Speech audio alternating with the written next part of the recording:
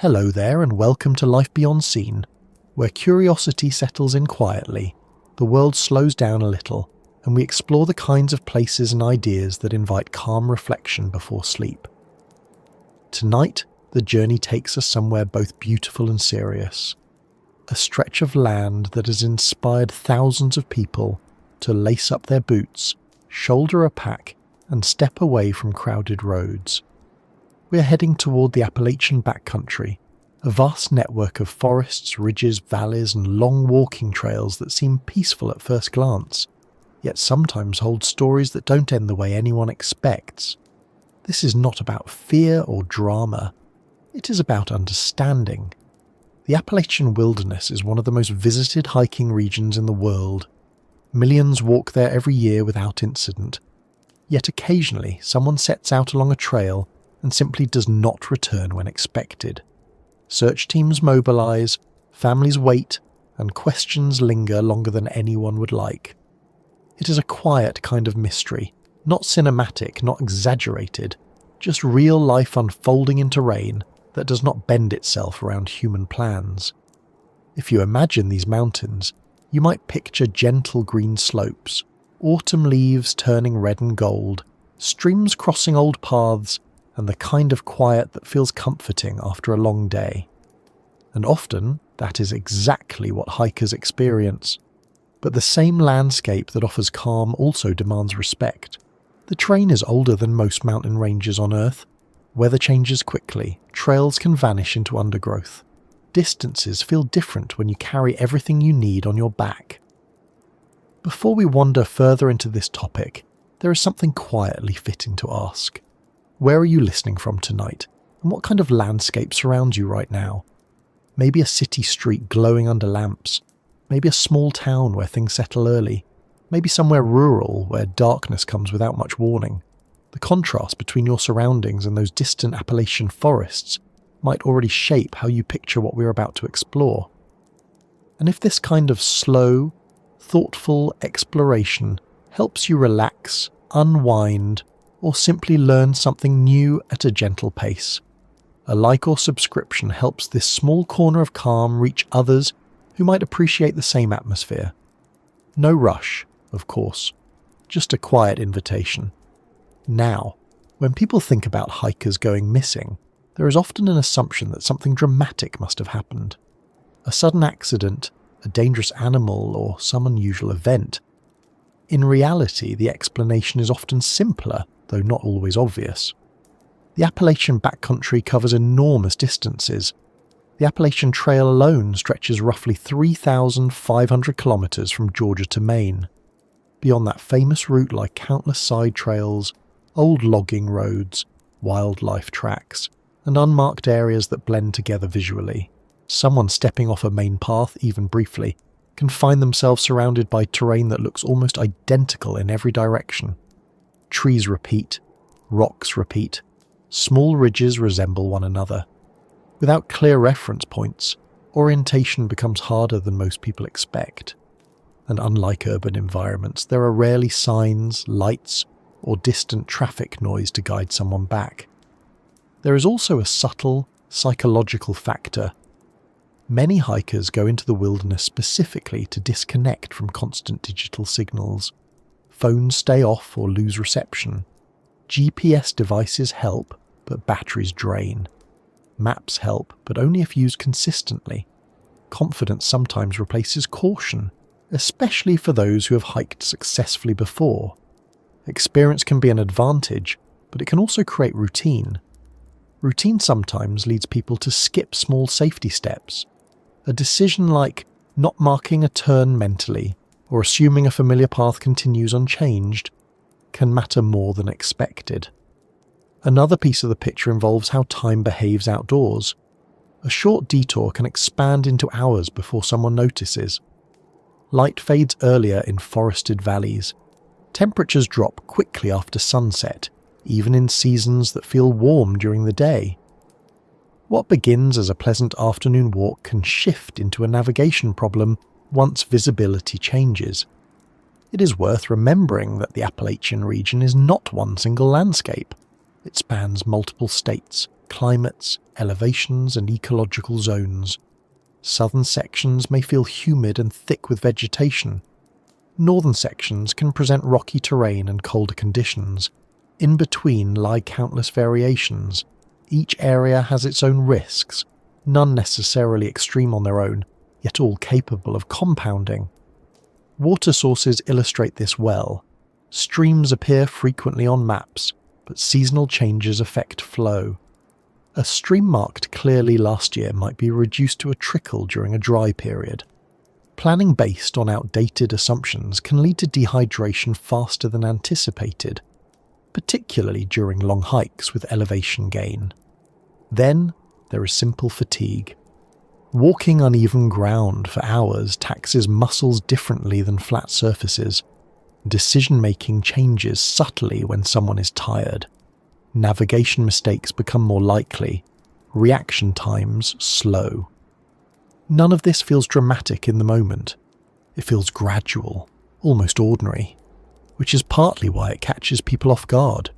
Search and rescue professionals often point out that many incidents begin with a chain of small factors rather than one large event. Slightly incorrect direction, minor weather shift, a missed trail marker, a later than planned start. Each factor alone is manageable. Together they create situations that are harder to resolve quickly. Communication delays add another layer. In urban settings, help can be minutes away. In remote Appalachian terrain, reaching someone may require hours or days. Teams coordinate carefully, covering large areas methodically. Terrain complexity slows movement. Helicopters help in some cases, but dense canopy often limits visibility from above. Despite all this, the appeal of the Appalachian Backcountry remains strong for good reason. The forests offer biodiversity, quiet space, and a sense of scale that many people rarely experience elsewhere. Long-distance hikers often describe a mental clarity that develops after days away from constant digital input. It is not mystical. It is simply the effect of sustained focus on basic tasks like walking, navigating, eating, resting, and observing surroundings. There is also a historical dimension. Indigenous peoples lived in these mountains for thousands of years before modern hiking culture existed. Later, settlers, traders, and naturalists traversed similar routes. Old paths sometimes overlap with modern trails, though not always clearly marked. The sense of continuity is part of what draws people in. Yet history also reminds us that wilderness travel has always required preparation. Earlier travelers relied on deep environmental knowledge passed through generations. Modern hikers often rely more on equipment and technology. Both approaches have strengths. Both require awareness. Interestingly, most people who go missing in the Appalachian region are eventually found. Many simply lose the trail temporarily and reorient themselves. Others are located by search teams after planned check-ins are missed. Some incidents end with nothing more than an unexpected overnight stay and a story to tell later. But there are cases where resolution takes longer and occasionally answers remain incomplete. Those instances tend to receive more attention, even though they represent a small fraction of overall visits. Human attention naturally gravitates toward unresolved situations. Terrain complexity explains part of this. Forest density can conceal tracks quickly. Weather erases signs. Wildlife activity alters ground surfaces. Streams shift debris. What looks permanent to a casual observer often changes subtly week to week. Another factor involves how people perceive distance outdoors. A kilometre on a map does not always feel like a kilometre on steep, uneven ground. Time estimates become unreliable. Someone planning to return before dark may misjudge pace slightly and end up navigating in low light. Low light affects depth perception. Roots, rocks, and small drops become harder to see. Injuries in such conditions are more likely. Even minor injuries can reduce mobility enough to complicate return plans. Clothing and gear choices matter here. Layers help regulate temperature, but carrying too little insulation increases risk after sunset. Extra water adds weight, but insufficient water reduces endurance. Balancing these variables is part of outdoor planning that becomes easier with practice. There is also the social dimension. Solo hiking offers independence, yet removes immediate assistance if something goes wrong. Group hiking distributes knowledge and resources, though it introduces coordination challenges. Neither approach is inherently safer in all situations. Context matters. Maps deserve a brief mention as well. Digital maps are convenient, but physical maps remain valuable backups. Battery failure happens, moisture affects electronics, paper kept dry remains readable. Compass skills complement maps. They are simple tools, yet increasingly unfamiliar to people accustomed to automatic navigation. The Appalachian Backcountry does not intend harm, it simply exists according to natural conditions. Human schedules, expectations, and comfort zones do not shape its behaviour. Accepting that reality helps reduce risk. Wildlife encounters, often imagined dramatically, are statistically rare causes of serious incidents. Animals usually avoid humans. The more common challenges involve terrain, weather, navigation, and endurance. Those factors are less sensational but more influential. Seasonal variation adds another layer. Spring brings a variable weather and swollen streams. Summer brings heat and insects. Autumn offers clear views but shorter daylight hours. Winter introduces snow, ice, and navigation difficulties where trails become obscured. Each season requires slightly different preparation. Even experienced hikers continue learning. Many adjust habits after close calls, carrying an extra light source, marking waypoints more carefully, checking forecasts twice instead of once. These adjustments accumulate quietly, shaping safer practices over time. And yet, despite careful preparation, uncertainty remains part of wilderness travel. That uncertainty is often what makes the experience meaningful. It encourages attentiveness.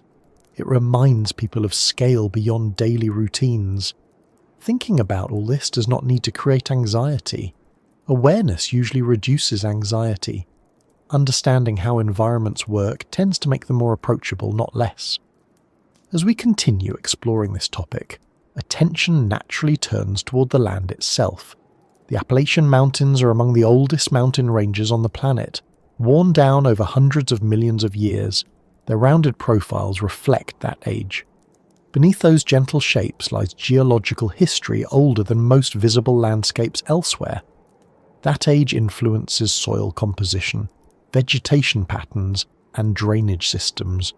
Trails follow contours shaped long before human presence. Valleys direct weather patterns.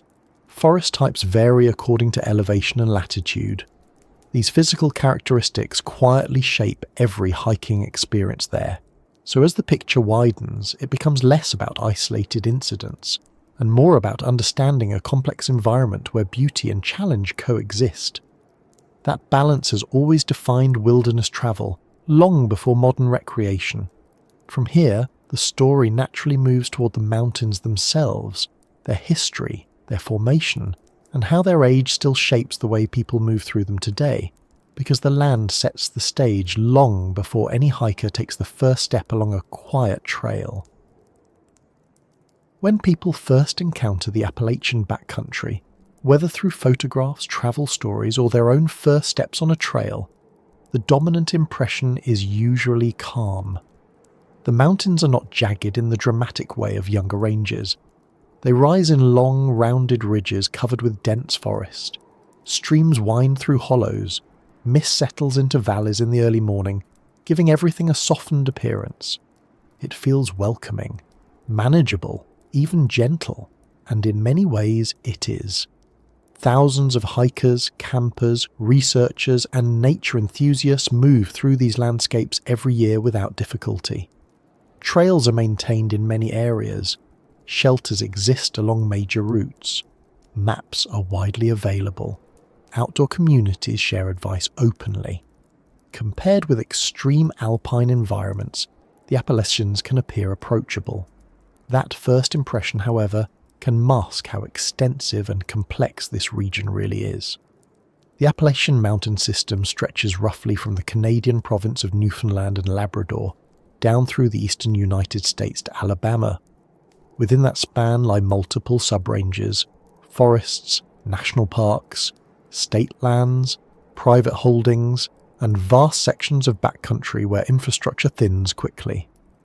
The famous Appalachian Trail alone passes through 14 US states, and it represents only a fraction of the total terrain.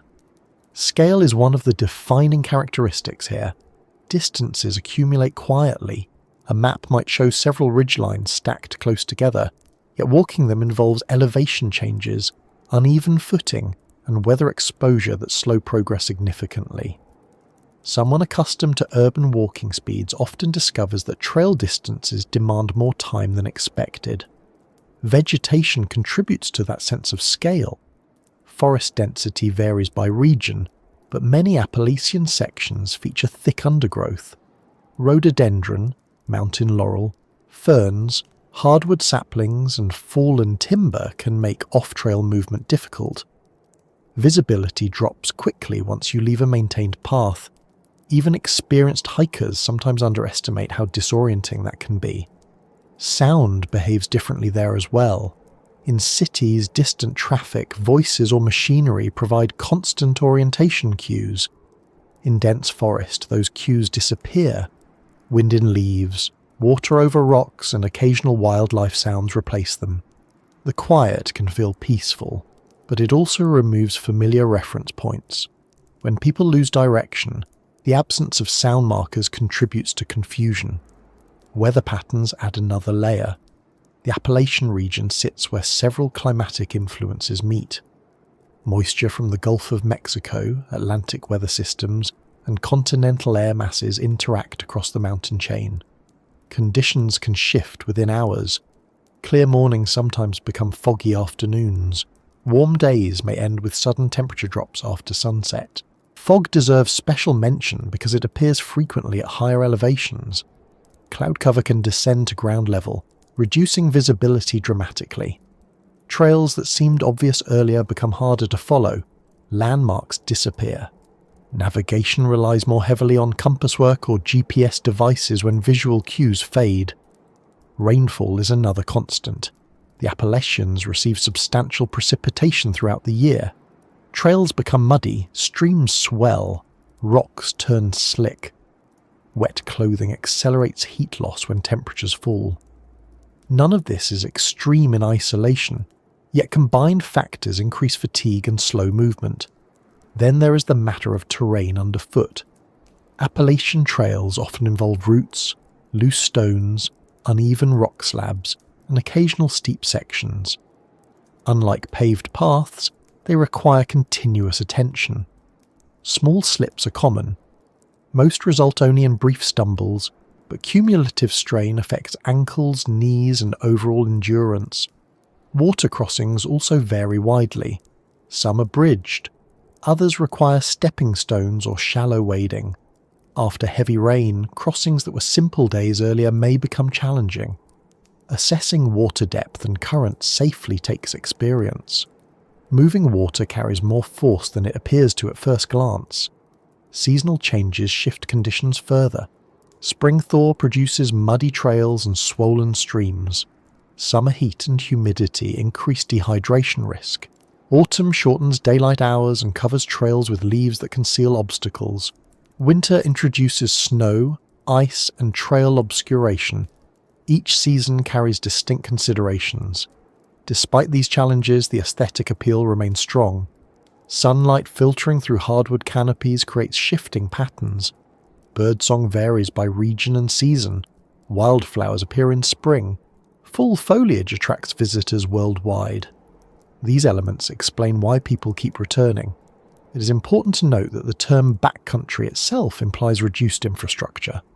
Front country areas include visitor centres, paved roads, marked viewpoints, and staffed facilities.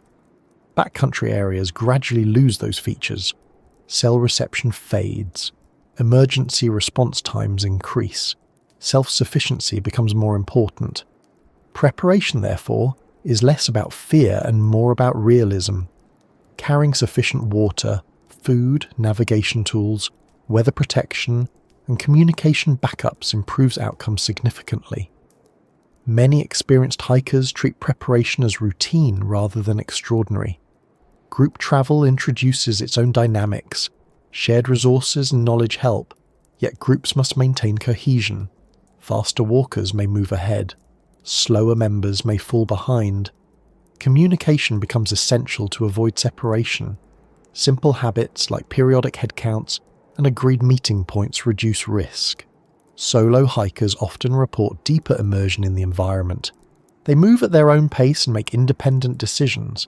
That autonomy appeals to many people. It also means no immediate assistance if problems arise. Balancing independence with caution becomes part of the experience. Technology plays a growing role.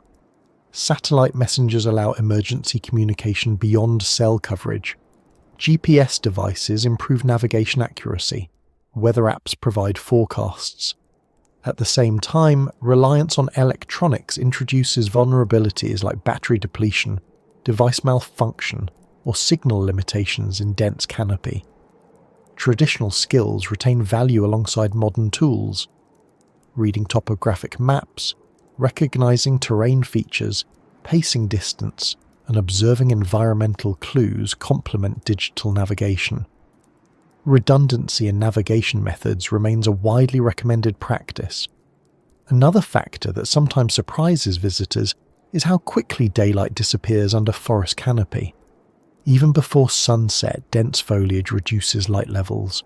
Headlamps or flashlights become necessary earlier than expected. Carrying extra batteries becomes practical rather than excessive. Night navigation itself requires different awareness. Depth perception shifts.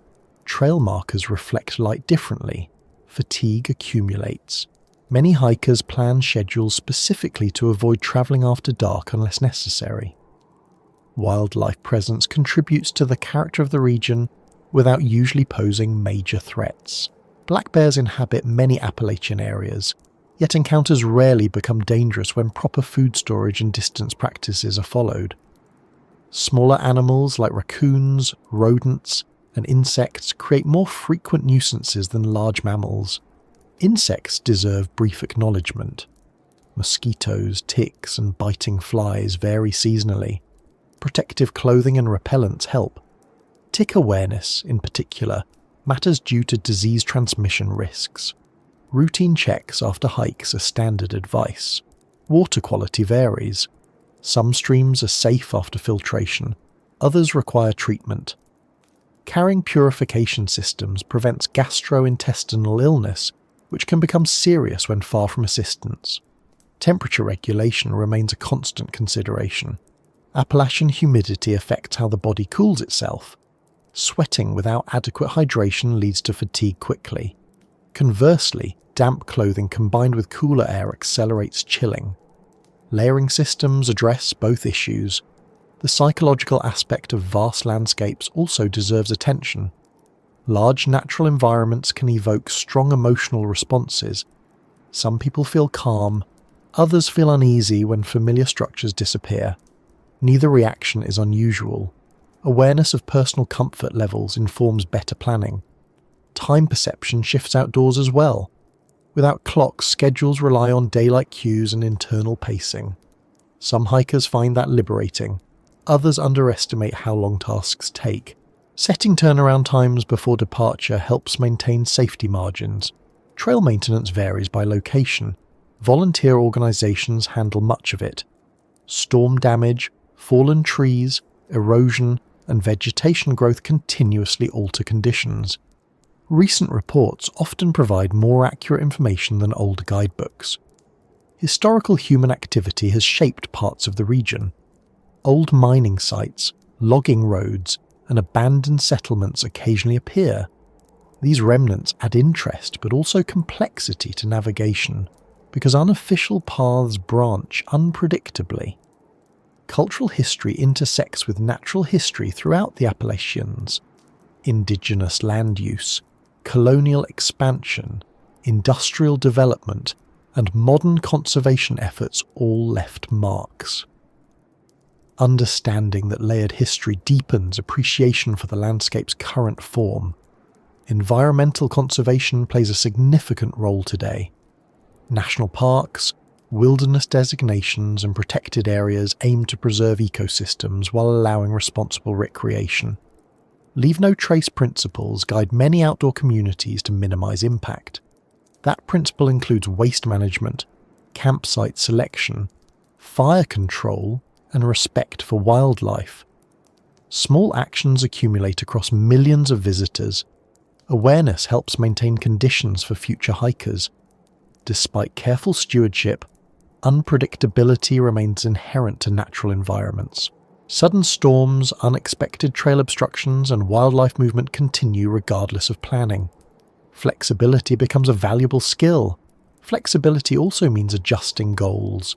Turning back early, changing routes, or extending rest stops are signs of good judgment rather than failure. Outdoor culture increasingly emphasizes decision-making over endurance alone.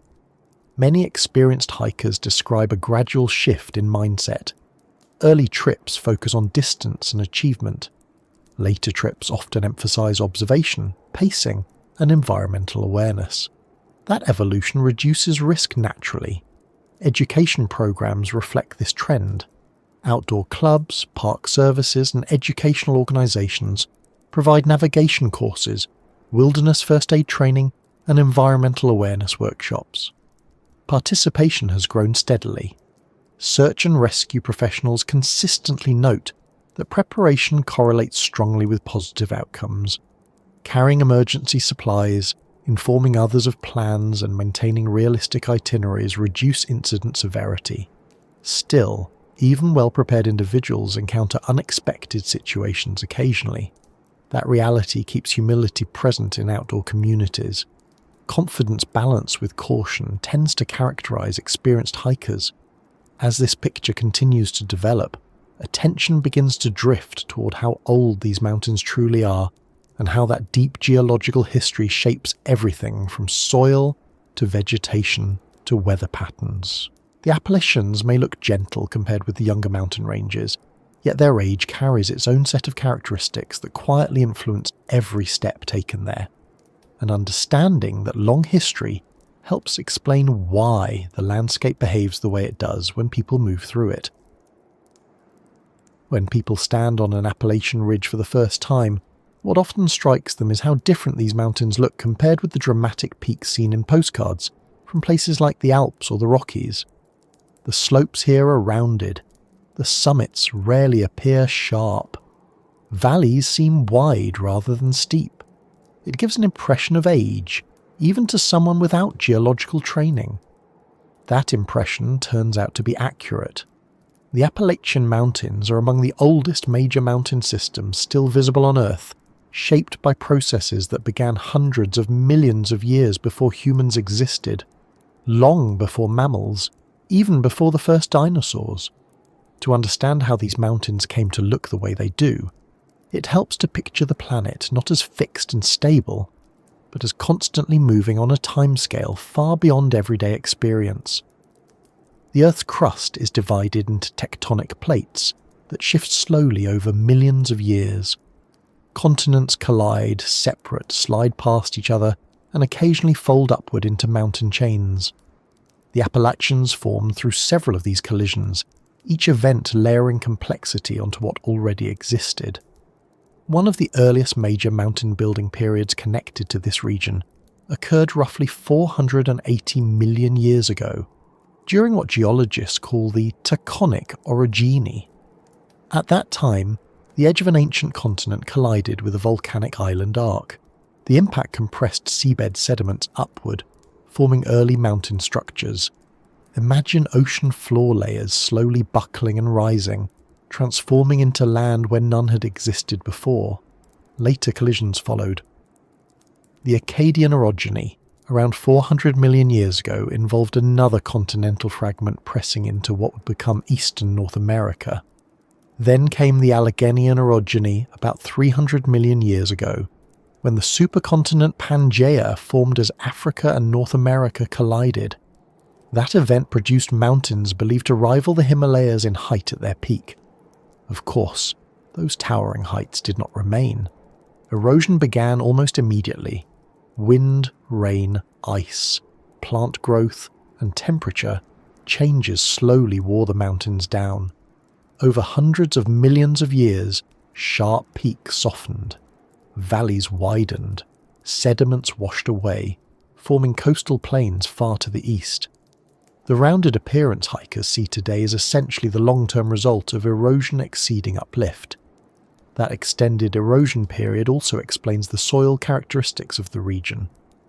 Appalachian soils often contain heavily weathered rock fragments mixed with organic material from dense forests. Nutrient composition varies by location, influencing which plants thrive where. Hardwood forests dominate many areas, though conifers appear at higher elevations and in colder northern sections. This deep geological history shapes more than scenery. It affects water flow patterns. Older mountains typically have more developed drainage systems. Streams follow established paths carved over immense spans of time. Hikers notice this in the abundance of creeks, rivers, and springs throughout the region. Reliable water sources encouraged human settlement historically, and they still influence modern trail planning. Rock composition varies widely across the Appalachians because each tectonic collision introduced different materials. Some sections feature metamorphic rock like schist and gneiss, altered by pressure and heat. Others include sedimentary layers such as sandstone or limestone. Volcanic remnants exist in certain areas. This diversity creates varied terrain underfoot, from smooth rock slabs to loose gravel-like surfaces. Elevation differences within the Appalachian chain also influence climate microzones. Higher ridges experience cooler temperatures, stronger winds, and different vegetation patterns than nearby valleys. Fog formation is common where warm, moist air rises and cools over elevation changes. Hikers often move through several microclimates in a single day without realizing it. Plant communities reflect these conditions. Lower elevations may support oak, hickory, maple, and tulip poplar. Higher elevations introduce spruce, fir, and birch species. Spring wildflowers emerge early in southern sections and later in northern zones. Seasonal timing shifts gradually along the mountain chain. Wildlife distribution follows similar patterns. Mammals like white-tailed deer, black bears, and smaller forest species adapt to various elevations. Bird migration routes often follow ridgelines. Amphibians thrive in the moist forest floor environment. The Appalachians are considered a biodiversity hotspot, partly because stable conditions over long geological periods allowed species diversification. The mountains also influenced human history significantly. Indigenous peoples lived throughout the region for thousands of years before European arrival. Trails originally used for trade, hunting, and seasonal migration sometimes evolved into modern hiking routes. Archaeological evidence shows extensive ecological knowledge guiding land use long before written records. Later European settlers adapted existing paths while establishing farms, logging operations, and mining communities. Some abandoned settlements still leave subtle traces visible to attentive hikers: old foundations, stone walls, or overgrown roads. These remnants remind visitors that human interaction with the landscape has layered over natural history rather than replacing it. Coal mining became a defining industry in parts of the Appalachians, particularly in Pennsylvania, West Virginia, and Kentucky. Mining altered terrain locally while fueling industrial growth elsewhere.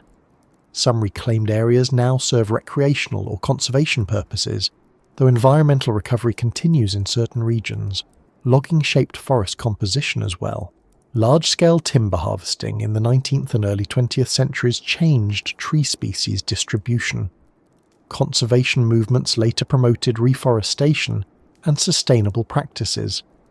Today's forests often represent regrowth rather than untouched ancient woodland, though some old-growth pockets remain protected.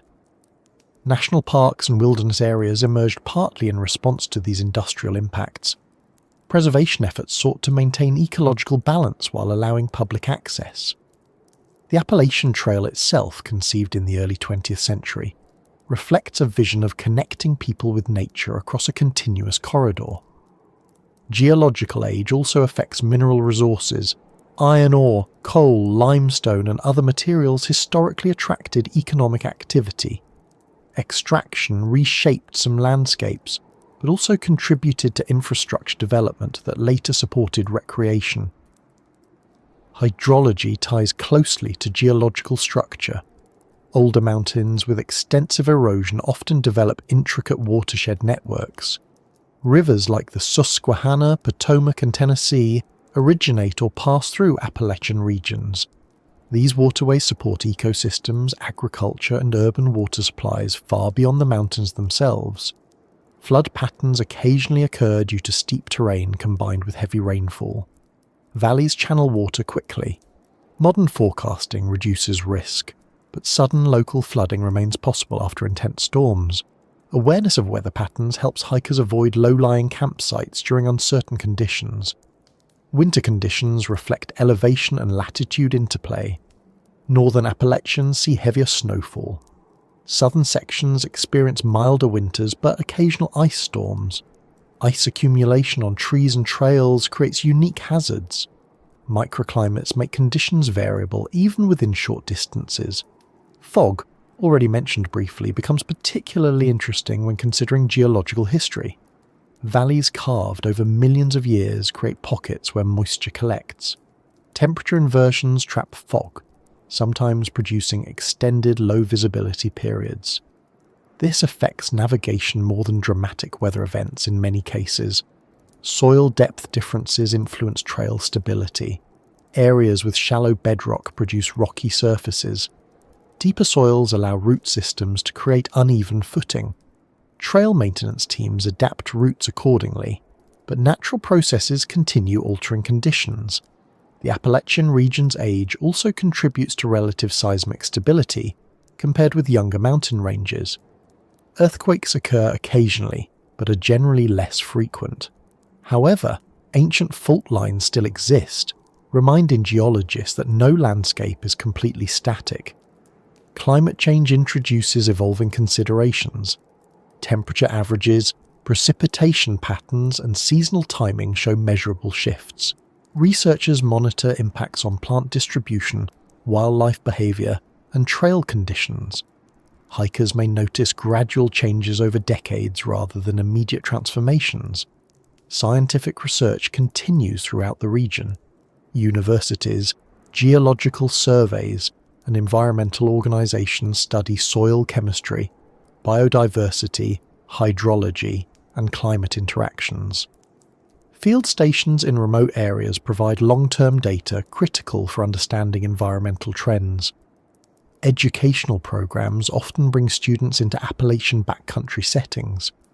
Field geology courses, ecology workshops, and outdoor leadership training use the landscape as a living classroom. Direct observation complements theoretical learning effectively. For hikers without scientific backgrounds, awareness of this deep history often changes perception. A rounded ridge becomes evidence of immense time. A stream valley reflects persistent erosion. Rock outcrops tell stories older than human civilization. That perspective tends to encourage patience and respect. Respect translates into practical behavior. Recognizing how slowly ecosystems develop discourages unnecessary disturbance. Leave no trace ethics align naturally with understanding geological and ecological timescales. Even casual observations gain context. Leaf litter decomposing into soil connects to nutrient cycles shaped by ancient rock weathering. Mist rising from valleys reflects microclimates formed over millions of years. Small details gain meaning through historical awareness. Photography enthusiasts often find the Appalachians rewarding precisely because of subtlety. Light filtered through layered forests produces gradual tonal variation rather than stark contrasts. Morning fog softens contours. Seasonal changes offer recurring visual interest. Soundscapes reflect ecological diversity too. Bird species vary by elevation and season.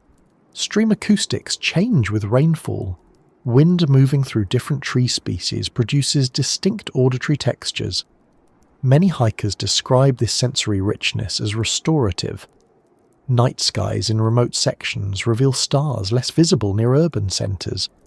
Atmospheric clarity varies, but low-light pollution in wilderness areas enhances astronomical observation. Historical human navigation once relied on such visibility before modern tools. Cultural storytelling has long incorporated Appalachian landscapes. Folklore, music traditions, and regional literature often reference mountains, forests, and rivers. These narratives blend natural history with human experience, reinforcing a sense of place. Modern outdoor recreation continues that tradition in different form. Long-distance hiking, trail running, bird watching, and photography all represent contemporary engagement with an ancient environment. Technology changes how people prepare, but the landscape itself remains shaped by deep time. Understanding geological history does not require technical expertise to appreciate its implications. Simply recognizing that these mountains predate human memory by vast margins adds perspective. It places individual journeys within a broader continuum. That perspective naturally leads toward considering why people continue seeking solitude in such places, despite inherent challenges. The motivations range from recreation and physical fitness to mental clarity and personal reflection, and exploring those motivations helps explain why hikers keep returning to the Appalachian Backcountry, even while acknowledging its complexities. When people talk about hiking in the Appalachian Backcountry, one of the first things that often comes up is the sense of distance from everyday life. Not just physical distance, but the mental shift that happens when roads fade behind you, when phone signals weaken, when schedules loosen slightly. It is not always dramatic, sometimes it is subtle, a quieter pace, fewer interruptions, and a landscape that does not react to deadlines or notifications. That alone draws many people back again and again. Solitude plays a central role in that appeal.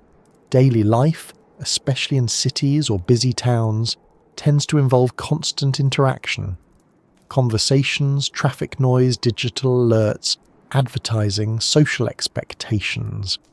None of those are inherently negative, but they accumulate. Some people eventually look for places where those inputs drop away for a while. The Appalachian Backcountry offers that option in many areas. Even on popular trails, there are stretches where hours pass without encountering another person. That absence of constant interaction can feel unfamiliar at first. Some hikers describe the initial silence as slightly uncomfortable. It is not true silence, of course. Wind, birds, insects, flowing water, distant animal movement all create sound. But it is a different category of sound, one that does not demand immediate response. Over time, many people adjust and begin to find that quieter environment calming rather than unsettling. There is also the element of physical challenge. The Appalachian terrain rarely presents extreme altitude compared with younger mountain ranges, yet the continuous ups and downs accumulate. Long ridge lines, repeated elevation changes, rocky footing, humidity, and variable weather require steady effort. Completing a difficult section produces a sense of accomplishment that does not depend on competition with others. It is often framed as personal progress rather than performance. That sense of challenge connects closely with preparation. Planning routes, selecting gear, checking weather forecasts, arranging transportation, and packing supplies all form part of the experience. Some hikers enjoy that logistical process almost as much as the hike itself. It becomes a structured way to think ahead, solve problems, and anticipate conditions without the pressure of workplace deadlines. Another motivation involves reconnection with natural cycles. Many people spend most of their time in controlled environments, climate-controlled buildings, artificial lighting, predictable surfaces. Stepping into a forest exposes them to gradual seasonal changes. Day length varies. Temperature shifts feel more noticeable. Rain becomes something experienced directly rather than observed through windows. That sensory variation can be grounding. Health considerations also factor in. Hiking provides cardiovascular exercise, muscular engagement, and mental relaxation simultaneously. research consistently shows that time spent in green spaces correlates with reduced stress markers, improved mood, and enhanced cognitive performance. People do not always cite research when planning a trip, but they often report feeling better afterward. Community plays a role as well. Although solitude is valued, hiking culture includes strong social networks. Trail associations, volunteer maintenance crews, online forums, and local clubs share information and support newcomers. Long-distance hikers frequently develop temporary communities along routes, exchanging advice, meals, and stories at shelters or campsites. The Appalachian Trail community in particular has developed its own informal culture. Nicknames, shared traditions, and mutual assistance create continuity across thousands of kilometers. Even hikers traveling alone often feel connected to a broader network through that shared experience. Some motivations relate to skill development, navigation, weather interpretation, campcraft, first aid, and risk assessment all improve with practice. Many people appreciate learning practical abilities that feel transferable beyond recreation. Confidence grows gradually as competence increases. Photography and observation attract another group. The Appalachians offer diverse ecosystems, seasonal colour changes, and wildlife viewing opportunities. Birdwatchers, botanists, and amateur naturalists often combine hiking with focused observation. Slow travel enhances noticing details that faster modes of transport miss. Cultural and historical interest also draws visitors. Old homesteads, Civil War sites, early industrial remnants, and indigenous heritage areas appear throughout the region. Exploring those places adds historical context to physical movement through the landscape. For some individuals, hiking represents a form of personal reset. Transitional periods in life, career changes, retirement, or recovery from stressful events sometimes prompt extended outdoor trips. The steady rhythm of walking, eating, resting, and observing surroundings can provide structure without excessive pressure. Long-distance hiking, sometimes called through hiking when completing an entire trail in one season, intensifies that experience. The Appalachian Trail sees thousands attempt full-length hikes annually. Completion rates vary, but even partial journeys often become significant life memories. Economic accessibility contributes as well. Compared with some recreational activities requiring expensive equipment or facilities, basic hiking can begin with relatively modest investment. Boots, weather-appropriate clothing, a pack, water, and navigation tools form the core. Costs increase for longer expeditions, yet entry barriers remain lower than many alternatives. Accessibility does vary geographically. Some trailheads sit near urban centres, others require extended travel. Public transportation reaches certain points, though not all. Planning logistics becomes part of the preparation process. The educational dimension deserves attention too. Families often introduce children to hiking as a way to teach environmental awareness, physical fitness, and self-reliance. Early exposure shapes comfort levels with outdoor environments later in life. Psychological research suggests that natural environments support attention restoration. The concept involves giving directed attention, the kind used for focused tasks. A break while involuntary attention engages with varied but non-threatening stimuli like moving leaves or flowing water. Many hikers describe mental clarity emerging after several hours outdoors, consistent with that theory. Creative professionals sometimes seek such environments deliberately. Writers, artists, musicians, and designers report that reduced distractions support idea generation. The steady pace of walking appears to encourage associative thinking. Spiritual or reflective motivations also appear, though expressed in diverse ways. Some people connect hiking with meditation, contemplation, or personal belief systems. Others simply value uninterrupted time for thought without labeling it formally. Adventure narratives in media contribute indirectly. Books, documentaries, and social media posts showcase scenic viewpoints, wildlife encounters, and long-distance achievements. While idealized portrayals exist, they nonetheless inspire curiosity about first-hand experience. There is also a tradition of seasonal pilgrimages. Autumn foliage attracts visitors annually. Spring wildflower blooms draw photographers. Winter hikers seek quieter trails and different visual textures. These cyclical patterns reinforce ongoing interest. Environmental stewardship motivates some participants. Volunteer trail maintenance, habitat restoration, invasive species monitoring, and educational outreach allow hikers to contribute actively rather than passively consume landscapes. Technology influences motivations in complex ways. GPS tracking apps allow sharing routes with friends. Photography equipment captures experiences. At the same time, some hikers intentionally limit technology used to preserve a sense of detachment from constant connectivity.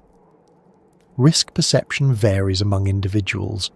Some seek mild uncertainty as part of recreation. Others prioritize controlled conditions. The Appalachian Backcountry accommodates a wide spectrum, from short, well-marked day hikes to extended remote expeditions. Age diversity among hikers is notable. Young adults, families, retirees and individuals well into later decades all participate. Physical capability influences route selection, but the landscape offers options across difficulty levels. Economic benefits extend to surrounding communities. Small towns near trailheads often rely on hiking tourism. Outfitters, lodging providers, restaurants and transportation services support visitors while benefiting local economies. Cultural exchange happens naturally in these settings. Hikers from different regions or countries share perspectives. Conversations at shelters or campsites often cover travel experiences, environmental concerns and practical advice. Environmental awareness tends to increase with repeated exposure. Observing seasonal changes firsthand fosters appreciation for conservation issues more effectively than abstract information alone. Safety education evolves alongside participation. Outdoor organizations continually update guidelines based on incident data. Emphasis increasingly falls on preparation, communication, and realistic self-assessment, rather than purely physical endurance. Mental health benefits receive growing attention in research literature. Exposure to natural environments correlates with reduced anxiety, improved mood stability, and enhanced resilience. Healthcare providers occasionally recommend outdoor activity as complementary support. There is also a simple enjoyment factor that resists detailed analysis. Walking through a forest, hearing water over rocks, noticing changing light, sharing meals outdoors, sleeping under stars. These experiences often speak for themselves without needing complex justification. Importantly, motivations are rarely singular. A single trip might combine exercise, social connection, photography, personal reflection, and simple curiosity. Flexibility and purpose allows individuals to adapt experiences over time. Preparation culture within hiking communities reflects accumulated knowledge. Packing lists, route planning guides, weather interpretation tutorials, and first aid resources circulate widely. Mentorship between experienced and newer hikers occurs informally. Despite preparation, unpredictability remains part of the appeal. Weather changes, wildlife sightings, trail conditions, and personal energy levels introduce variation. Many hikers value that variability precisely because daily urban routines often minimize it. Decision-making skills develop gradually. Knowing when to continue, when to rest, when to change plans, or when to turn back becomes central. Those decisions shape both safety outcomes and overall satisfaction.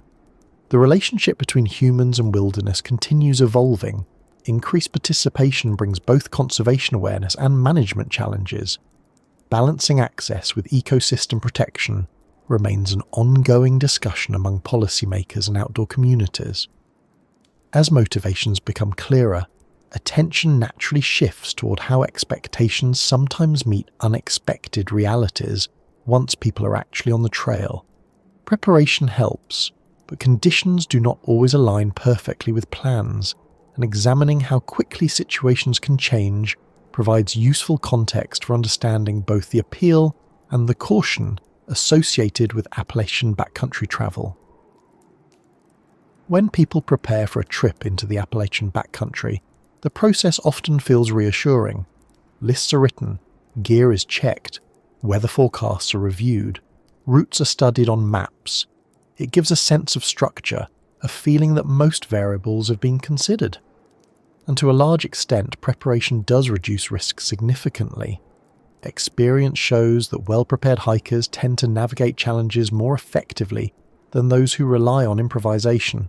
Yet one consistent feature of these mountains is how quickly conditions can shift despite careful planning. Weather is usually the first factor people notice. Forecasts provide general guidance, but mountainous terrain creates microclimates that are difficult to predict precisely. A sunny morning in the valley can coexist with mist, drizzle, or strong wind on a nearby ridge. Elevation changes of only a few hundred meters can alter temperature noticeably. Air cools as it rises, moisture condenses, and suddenly visibility changes without much warning. Fog, in particular, illustrates this effect. Moist air moving upslope condenses rapidly, sometimes within minutes. Trails that appeared clear become muted outlines. Landmarks fade. Sound carries differently. Even experienced hikers occasionally pause in such conditions to reassess direction rather than continuing automatically. Rain behaves differently in forested terrain compared with open areas. Tree canopy delays the onset slightly, then releases accumulated water long after rainfall ends. That means trails may remain wet and slippery even when skies clear. Rocks become slick. Routes, already uneven, demand extra attention. Small streams may swell quickly after storms upstream, even if local rainfall seems light. Temperature swings also surprise visitors. Summer heat in the Appalachians often includes high humidity. Sweating becomes less efficient at cooling the body. Dehydration can develop gradually, especially on climbs where exertion increases. Later the same day, especially after sunset or during storms, temperatures may drop sharply. Wet clothing accelerates heat loss. Layering systems help manage this, but they require consistent adjustment. Winter introduces another set of rapid changes. A clear morning can become icy by afternoon if temperatures fluctuate around freezing. Snowmelt during daylight refreezes at night. Trails that were manageable earlier become hazardous. Ice accumulation on branches occasionally falls with little warning, adding both noise and potential injury risk.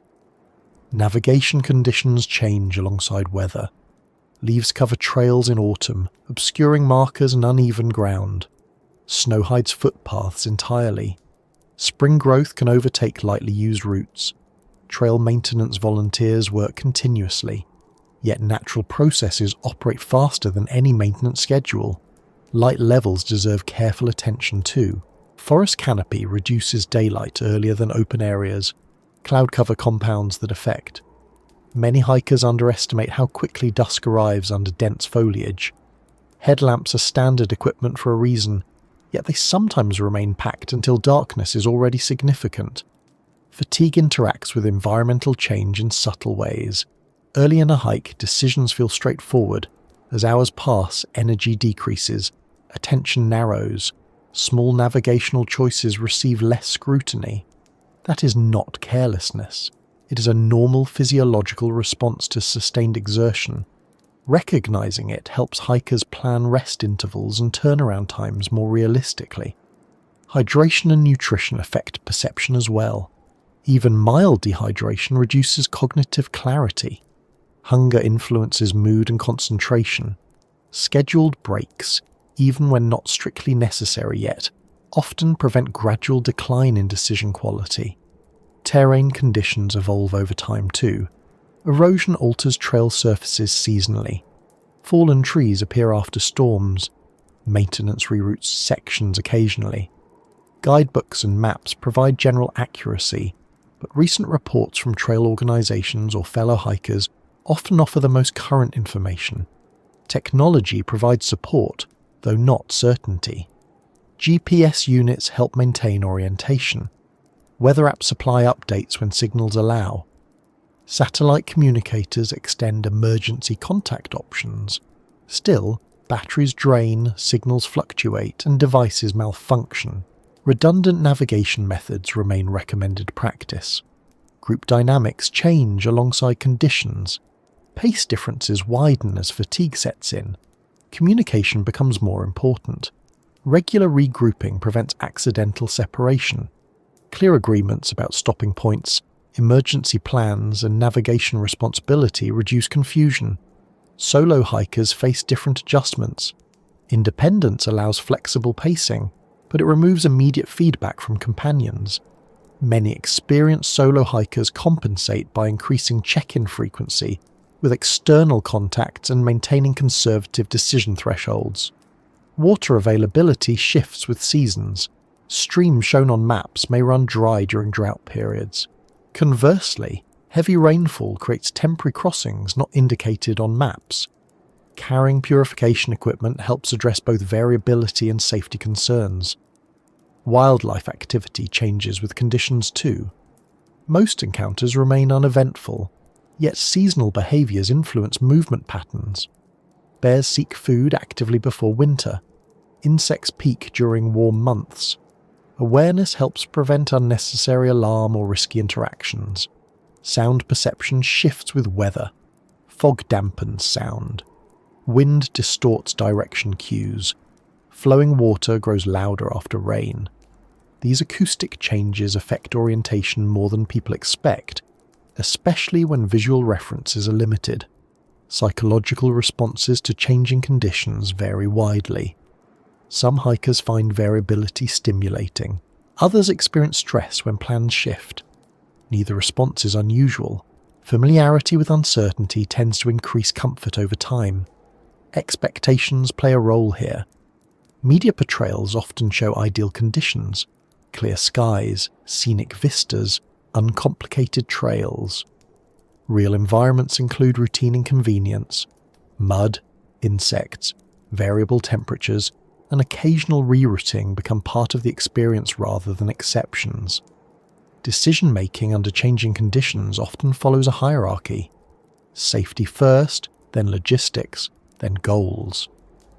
Turning back early sometimes feels disappointing, yet experienced hikers commonly describe it as responsible rather than unsuccessful. Trails remain available for future visits.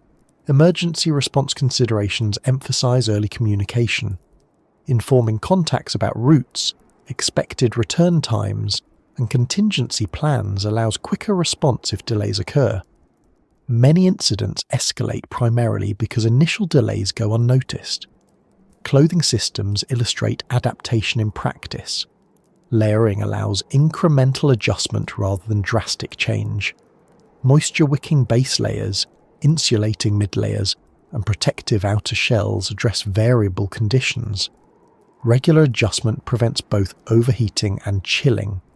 Footwear selection also reflects terrain variability. Supportive boots or trail shoes improve stability on uneven surfaces.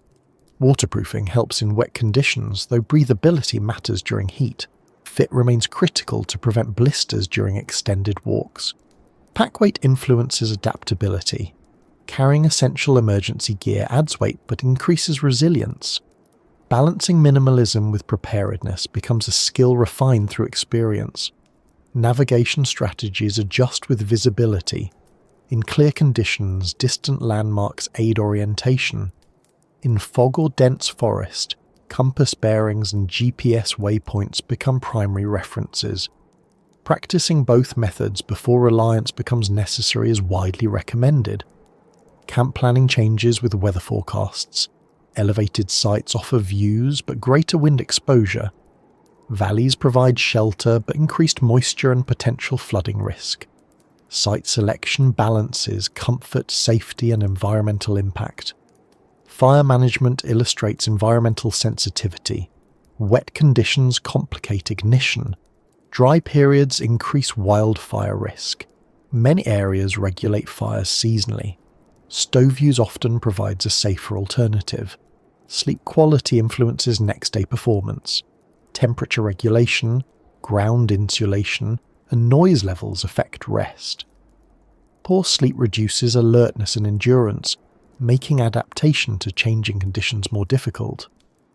Emergency shelter options range from lightweight tents to bivouac sacks and natural features. Knowing how to deploy them quickly matters when weather deteriorates unexpectedly. Communication protocols within hiking groups often include predetermined signals or meeting points. Simple agreements reduce confusion if visibility drops or trails diverge. Trail etiquette also adapts, yielding to faster hikers, maintaining spacing and sharing information about upcoming conditions contribute to collective safety. Environmental ethics remain consistent regardless of conditions, packing out waste, minimizing vegetation disturbance, and respecting wildlife maintain ecosystem health even during challenging circumstances. Training opportunities help prepare for variability. Wilderness first aid courses, navigation workshops, and guided trips build competence before independent travel. Local knowledge remains valuable.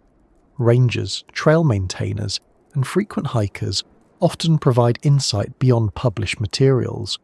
Checking in with them before departure adds context. Insurance and emergency planning rarely attract attention during initial enthusiasm, yet they become relevant for extended or remote trips. Understanding coverage and emergency procedures supports responsible planning. Recovery after challenging conditions matters too. Rehydration, nutrition, and rest following difficult hikes prevent cumulative fatigue that might affect subsequent outings. Experience gradually shifts perspective. Instead of expecting stable conditions, seasoned hikers anticipate change as normal. That expectation reduces stress when adjustments become necessary. Learning from near misses forms part of outdoor culture. Sharing experiences without exaggeration helps others prepare realistically. Many safety practices originate from such shared lessons. Respect for unpredictability does not diminish enjoyment. Instead, it tends to deepen appreciation for successful navigation of changing environments. Awareness enhances rather than restricts experience. And as attention continues moving through these practical realities, another important factor begins to stand out: navigation itself. Trails do not always remain obvious, and understanding how orientation can shift quickly becomes central to exploring why even well-prepared hikers occasionally find themselves uncertain about direction in the Appalachian Backcountry. Stepping onto a well-marked trail in the Appalachian Backcountry often feels straightforward at first. Painted blazes on trees, worn footpaths, occasional signposts, and other hikers moving in the same direction create a reassuring sense of orientation. The route appears obvious. Movement becomes rhythmic. Attention shifts towards scenery, conversation, or simply the steady pace of walking. Yet one of the most common turning points in wilderness incidents begins quietly, when that clarity fades and the trail becomes less obvious than expected. Trails disappear in several ways, and not always because they physically vanish. Sometimes the change is gradual. Foot traffic decreases. Vegetation grows back over less used sections. Fallen leaves in autumn cover the worn ground. Snow in winter obscures markers. Spring growth pushes branches across the path. Each factor alone might be manageable. Combined, they blur what was previously distinct. Maintenance patterns influence this process. Volunteer organizations maintain many Appalachian routes, but resources vary. Storm damage, erosion, and natural regrowth can alter trail conditions faster than crews can respond. A trail that was clear last season may look different the next. Regular hikers learn to expect variation rather than fixed consistency. Trail markers themselves require interpretation. Blazes, usually painted rectangles on trees, indicate direction but not always distance. Color systems vary by trail. Double blazes sometimes signal turns. Faded paint reduces visibility, especially in low light. New hikers occasionally assume markers appear at regular intervals, yet spacing changes based on terrain and visibility. Lighting conditions complicate visibility further. Dense canopy filters sunlight unevenly. Shadows shift throughout the day. Overcast weather reduces contrast. Fog softens edges. Early dusk arrives under trees earlier than in open areas. A marker that stood out in bright conditions may blend into bark texture later. Human attention also fluctuates. After hours of walking, focus drifts. Conversations, photography, fatigue, or simply the comfort of routine can reduce vigilance. Missing a single marker often leads to continuing straight when a turn was required. Realizing the mistake may take minutes or longer. Sound cues rarely help orientation in dense forest. Unlike open landscapes where distant roads, water bodies, or settlements provide auditory reference points, Appalachian forests absorb and diffuse sound. Wind direction changes perception. Water noise varies with terrain. Relying solely on hearing becomes unreliable quickly. Off-trail movement compounds difficulty. Thick understory vegetation restricts line of sight. Terrain features repeat visually. Small ridges resemble one another. Valleys curve unpredictably. Without clear reference points, estimating direction becomes challenging even for experienced hikers. Maps provide context, but effective use requires practice. Topographic maps show contour lines indicating elevation changes. Interpreting those lines into mental terrain images takes familiarity. Compass bearings translate map direction into physical movement. Without practice, those steps feel abstract. Digital navigation tools simplify some aspects. GPS devices display position relative to mapped routes. Smartphone apps offer similar functionality when signals allow. Yet battery life, weather exposure, and technical malfunctions remain considerations.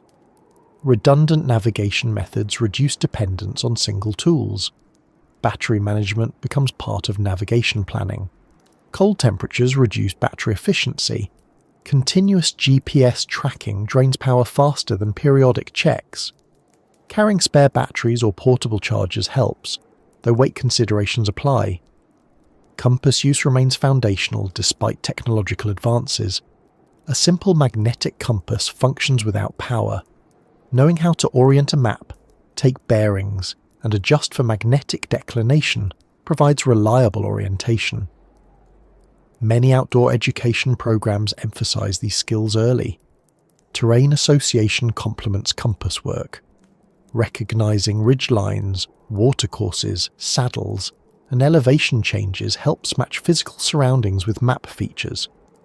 This skill develops through repeated exposure rather than theoretical study alone. Backtracking represents one of the safest responses when uncertainty arises. Returning to the last confirmed marker or landmark often resolves confusion quickly. Pride occasionally interferes with this simple strategy, especially when hikers feel close to their destination. Experience tends to reinforce backtracking as efficient rather than inconvenient. Time awareness supports navigation too. Noticing how long it has been since the last marker, water source, or terrain feature provides cues. Significant deviation from expected timing prompts reassessment before uncertainty grows. Group navigation introduces shared responsibility. Rotating navigation duties keeps multiple people engaged. Verbal confirmation of turns prevents silent assumptions.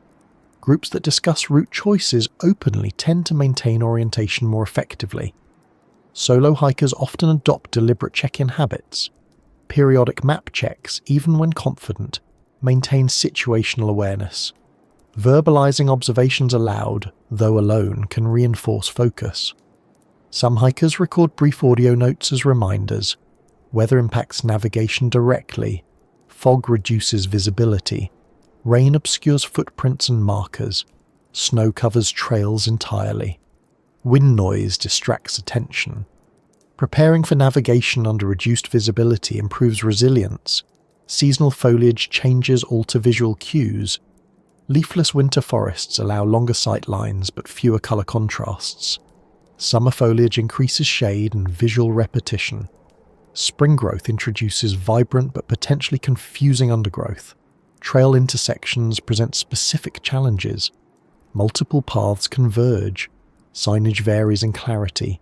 Some intersections include unofficial paths created by wildlife or previous hikers. Careful observation prevents unintended detours. Old logging roads add complexity. They appear distinct yet may not correspond with current maps. Vegetation regrowth blurs boundaries.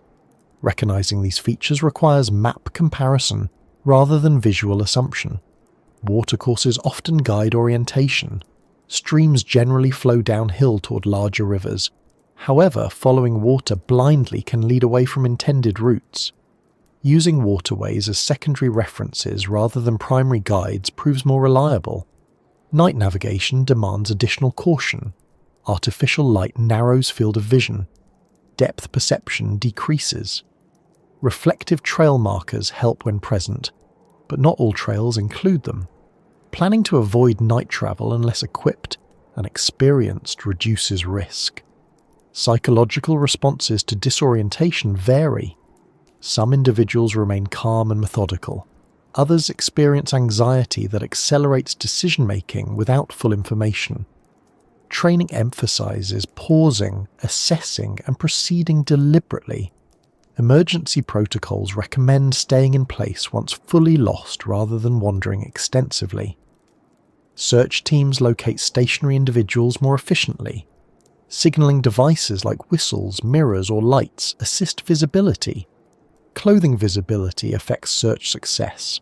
Bright colors contrast with natural surroundings. Neutral tones, while aesthetically pleasing, blend into forest backgrounds. Some hikers carry high visibility items specifically for emergencies. Communication planning integrates with navigation. Informing contacts about intended routes allows search teams to focus efforts if necessary. Updated itineraries improve accuracy. Environmental ethics intersect with navigation choices. Creating new paths to regain orientation can damage vegetation. Following durable surfaces where possible minimizes impact. Training simulations often include intentional disorientation exercises. Practicing recovery strategies under controlled conditions builds confidence. Outdoor education programs incorporate such exercises routinely. Historical navigation methods relied heavily on environmental observation. Sun position, star patterns, vegetation growth direction, and prevailing winds informed travel. Modern hikers rarely depend solely on these cues, yet understanding them adds redundancy. Technological advancements continue evolving. Satellite-based emergency beacons transmit location coordinates directly. Some devices include two-way messaging.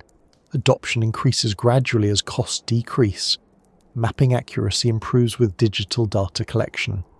Crowdsourced updates refine trail information. Nonetheless, reliance on recent data remains important due to environmental change. Cognitive mapping develops through repeated exposure. Regular hikers build mental representations of terrain. Familiarity reduces reliance on constant map consultation while maintaining orientation. Trail culture encourages information sharing. Encountering hikers moving in the opposite direction often leads to brief exchanges about conditions ahead. These conversations supplement formal information sources. Fatigue management influences navigation accuracy significantly. Scheduled breaks maintain cognitive function. Hydration and nutrition support sustained attention. Ignoring fatigue increases error probability. Decision thresholds evolve with experience. New hikers may push forward despite uncertainty. Experienced individuals tend to reassess earlier. Neither approach defines character, it reflects learning progression. Weather forecasting integration supports navigation planning. Anticipating fog, storms, or temperature shifts informs route selection and timing. Checking updates during trips when possible enhances adaptability. Emergency shelter awareness complements navigation. Knowing potential shelter locations provides fallback options if orientation challenges coincide with deteriorating conditions. Respect for uncertainty remains a consistent theme. Wilderness navigation involves probabilities rather than guarantees. Accepting that reality encourages conservative decision-making, and as orientation skills come into clearer focus, attention naturally shifts toward another variable that sometimes enters hikers' thinking even when rarely encountered directly: wildlife. Encounters are typically uneventful, yet understanding their patterns helps place them accurately within the broader picture of Appalachian backcountry travel. When people imagine challenges in the Appalachian backcountry, they often picture something dramatic: a sudden storm, a major fall, or a clearly dangerous encounter.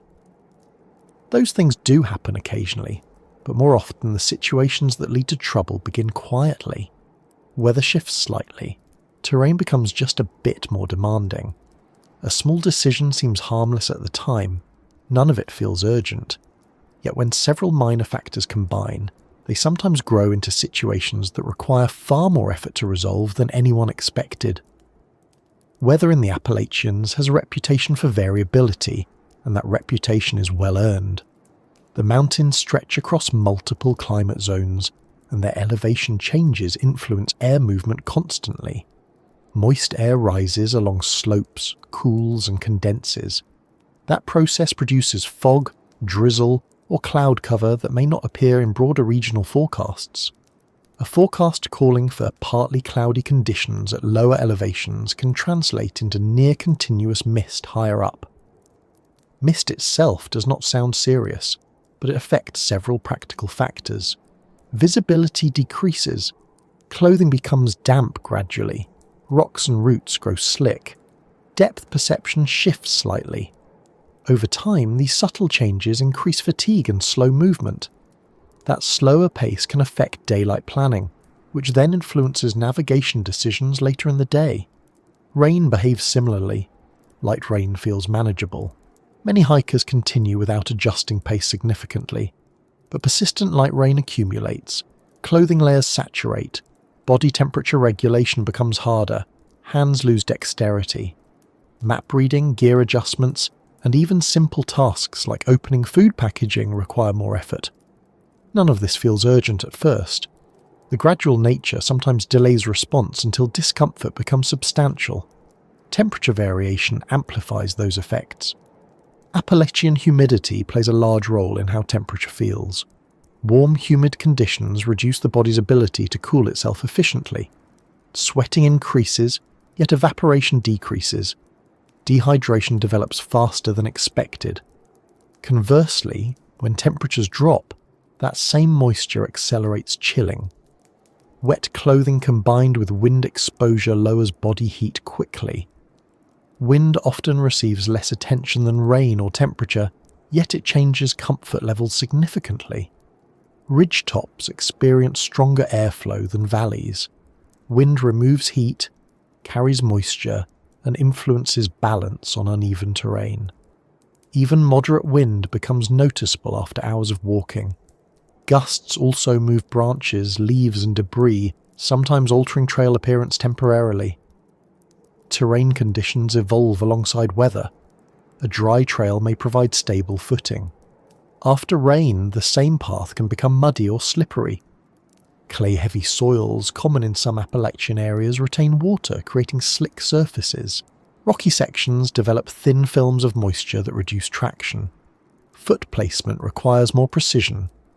Routes crossing trails present another common feature. In dry weather, they offer natural steps. When wet, they behave more like polished surfaces. Many minor slips occur on wet routes rather than open rock. Proper footwear helps, but awareness remains the primary safeguard.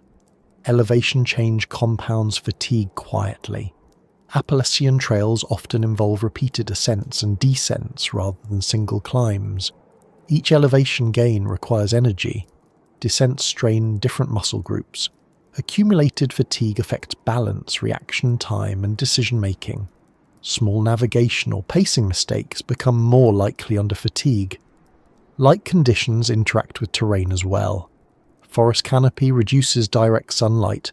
Overcast weather lowers light further. As afternoon progresses, shadows lengthen quickly. Obstacles become harder to distinguish. Headlamps mitigate darkness, but they narrow the visual field. Peripheral awareness decreases. Hydration practices influence how well hikers handle these variables. Many people drink based on thirst alone. During exertion in humid conditions, thirst may lag behind actual need. Regular hydration intervals prevent subtle decline in cognitive clarity and physical performance. Nutrition timing matters similarly. Waiting until hunger becomes strong often means energy levels have already dipped. Small regular food intake maintains steadier energy. This practice reduces the likelihood of fatigue-related decision errors. Clothing choices connect closely to weather adaptation. Layering systems allow adjustment without major stops. Removing or adding layers early prevents overheating or chilling. Delayed adjustments require more energy to recover comfort. Pack organisation influences response time too. Frequently needed items like rain jackets, gloves, maps, or snacks placed deep inside packs discourage timely use. Easy access supports quicker adaptation to changing conditions. Navigation interacts with terrain variability. Trails occasionally reroute around erosion, fallen trees, or sensitive habitats.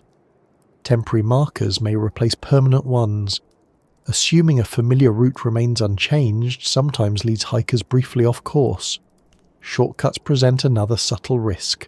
Cutting switchbacks to save time increases erosion and may lead onto less stable ground.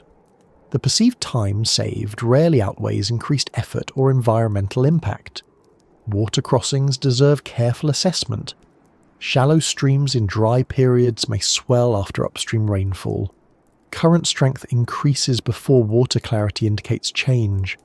Testing depth and footing with trekking poles or sticks improves safety. Trekking poles themselves illustrate how small equipment choices affect outcomes. They improve balance, reduce joint strain, and assist during crossings. Some hikers prefer not to use them initially, but adopt them after experiencing fatigue or uneven terrain. Foot care often receives attention only after discomfort begins. Hot spots, minor blisters, or damp socks seem manageable early. Addressing them promptly prevents escalation. Ignoring them leads to altered gait, which affects balance and endurance. Weather forecasts provide valuable guidance, yet timing uncertainties remain. Storms may arrive earlier or later than predicted. Checking updated forecasts during trips when possible supports adaptation.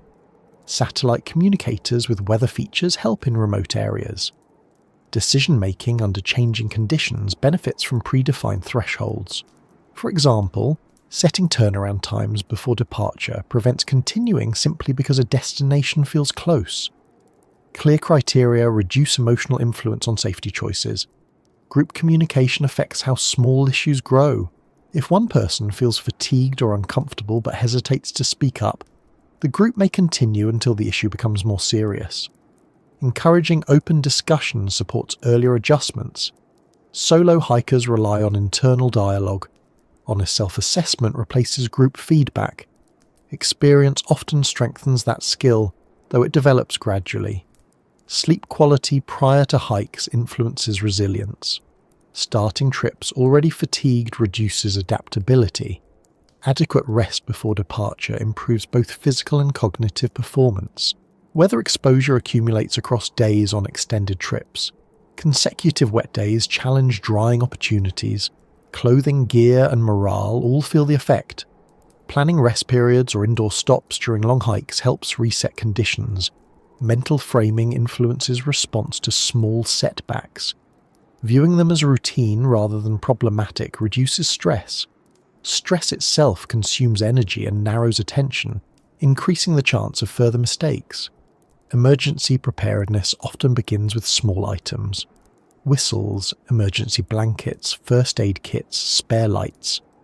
These rarely see use, yet when needed they make disproportionate differences. Information sharing among hikers supports awareness. Trailhead registers, online forums, and casual conversations provide recent condition reports. These complement official forecasts. Seasonal daylight variation affects planning.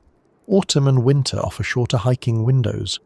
Summer extends daylight but increases heat exposure. Adjusting schedules accordingly prevents late-day navigation challenges. Waterproof storage protects critical items. Maps, electronics, and spare clothing stored in dry bags remain functional despite rain. Losing functionality due to moisture represents a preventable complication. Training improves response speed. Practicing map reading, compass use, or shelter setup before trips reduces hesitation when conditions change. Familiarity shortens decision time. Environmental observation skills develop gradually. Noticing cloud formations, wind shifts, or temperature changes early supports proactive adjustments rather than reactive ones. Experience also refines pacing strategies. Starting slightly slower preserves energy. Scheduled breaks maintain consistency. Overexertion early often leads to cumulative fatigue later. Respect for cumulative effects becomes a recurring theme. No single small mistake usually causes major problems. It is the accumulation, combined with changing conditions, that matters. And as weather, terrain, and decision-making patterns become clearer, another factor naturally enters the broader picture. Wildlife presence in the Appalachian Backcountry is generally routine and uneventful, yet understanding how encounters occur helps place them in context alongside the environmental and human factors already explored. When people imagine going missing in the Appalachian Backcountry, wildlife often enters the picture quickly. It is an understandable association. Forests feel alive. There are bears, coyotes, snakes, insects, and countless smaller creatures moving through undergrowth. The idea of a dramatic animal encounter is vivid and easy to picture. In reality, serious wildlife incidents in the Appalachian region are uncommon. Millions of hikers move through these forests every year, with nothing more than distant sightings or the occasional startled deer bounding away through the trees. Still, uncommon does not mean impossible. Understanding how wildlife behaves in this region helps separate realistic considerations from exaggerated fears, and it also shows how small human decisions influence outcomes far more than dramatic scenarios suggest. Black bears are often the first species people think about. The Appalachian Mountains host one of the largest black bear populations in North America. States such as North Carolina, Tennessee, Virginia, Pennsylvania, and New York maintain healthy bear numbers, particularly in forested and mountainous areas. Yet black bears are generally shy. Their first instinct when encountering humans is usually avoidance. Most bear sightings involve a bear crossing a trail at a distance, climbing a tree briefly, or moving away once it detects human presence. Problems tend to arise not from predatory behaviour but from food conditioning. When bears associate humans with accessible food, whether from improperly stored supplies or intentional feeding, they lose some of their natural wariness. Food storage practices therefore play a central role in reducing risk. In many Appalachian backcountry areas, hikers are encouraged or required to use bear-resistant containers, hang food from designated cables, or suspend it properly between trees. These systems keep food odours away from sleeping areas and prevent bears from obtaining easy rewards. A bear that does not receive food from human contact is far less likely to approach again. Cooking location also matters. Preparing meals away from tents and cleaning thoroughly reduces lingering scents. Even small scraps attract animals with sensitive noses. Proper waste disposal, including packing out trash and avoiding burying food waste, maintains a safer environment for both humans and wildlife. Snakes represent another frequently mentioned concern. The Appalachian region is home to several venomous species, including timber rattlesnakes and copperheads. However, snake encounters are relatively rare compared with the number of hikers on the trails. Most snakes avoid confrontation and will retreat if given space. Accidental close encounters sometimes occur when hikers step near or over a snake resting on a warm rock or concealed under leaves.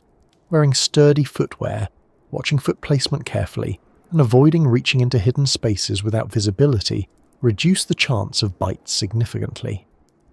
Most snake bites in North America happen when individuals attempt to handle or harass snakes, rather than during simple trail travel.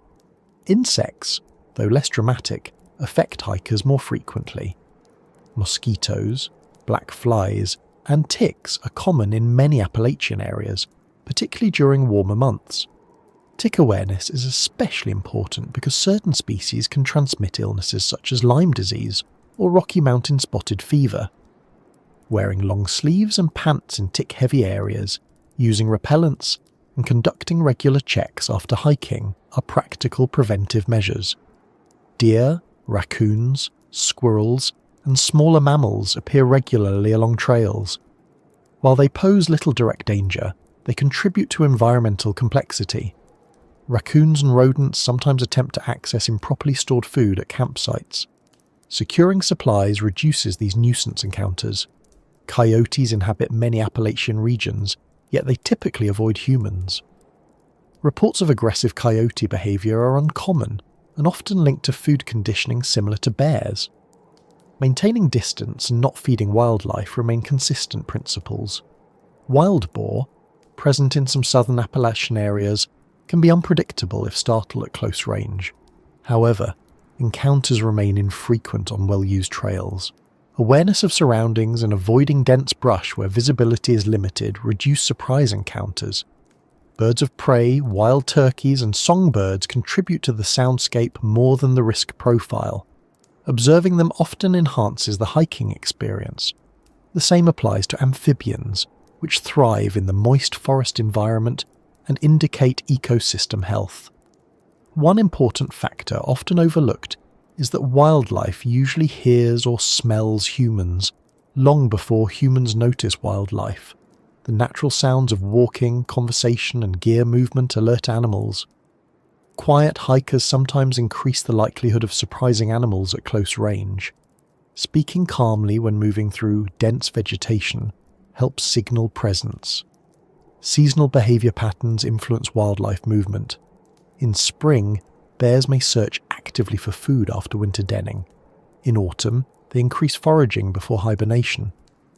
Awareness of these cycles helps hikers understand why certain times of year require heightened food management diligence. Nighttime encounters differ slightly. Many animals are more active after dark. Proper campsite selection, food storage, and avoiding cooking near sleeping areas reduce nighttime visits. Headlamps occasionally reveal reflective eyes in the distance, usually belonging to deer or smaller mammals. Public perception of wildlife risk often exceeds statistical reality. Media coverage tends to highlight rare incidents, reinforcing vivid imagery. Actual injury rates from wildlife in the Appalachian Backcountry remain very low relative to overall visitation. That said, risk increases when human behavior changes. Approaching wildlife for photographs, feeding animals intentionally or unintentionally, or ignoring posted advisories disrupts natural avoidance patterns. Responsible conduct maintains the rare nature of serious encounters. Wildlife management agencies monitor populations and behavior patterns continuously. When specific animals become habituated to human food sources, authorities may intervene through relocation or other measures. These interventions aim to protect both humans and animals. Educational signage at trailheads often provides region-specific guidance. Reading these notices before departure ensures awareness of recent wildlife activity, seasonal advisories, or temporary restrictions. Carrying deterrents such as bear spray is common in certain areas, particularly where bear activity is higher. Bear spray has proven effective in deterring aggressive bear behavior when used correctly. Training in its use before entering the backcountry improves confidence and response time. Dogs accompany some hikers, introducing additional considerations. Dogs may provoke wildlife or chase animals unexpectedly. Leash regulations exist in many areas for this reason. Responsible pet management reduces unpredictable interactions. Wildlife presence also serves as an indicator of ecological health. Healthy predator and prey populations reflect functioning ecosystems. Many hikers value these signs as part of the backcountry experience rather than viewing them solely through a risk lens. Understanding animal behavior patterns supports calm responses. For example, black bears that stand on hind legs are often attempting to improve their scent detection rather than preparing to attack. Recognizing such behaviors prevents unnecessary panic. Group travel slightly reduces wildlife encounter risk due to increased noise and presence. Solo hikers remain safe in most cases, but may choose to make additional noise in dense areas as a precaution. Food packaging choices influence scent management. Odor-resistant bags and sealed containers limit attractants. Simple habits such as avoiding leaving snacks accessible in tents make a measurable difference. Environmental awareness extends beyond safety. Observing wildlife respectfully from a distance enriches the experience. Using binoculars rather than approaching animals maintains both safety and ethical standards. Most importantly, wildlife encounters rarely explain why hikers fail to return. Navigation errors, weather shifts, terrain challenges, and fatigue account for the majority of incidents. Wildlife often becomes a symbolic explanation because it feels tangible and dramatic. Maintaining realistic perspective allows hikers to prepare appropriately without exaggerating fear. Basic knowledge, proper food storage, and respect for animal space address most concerns effectively.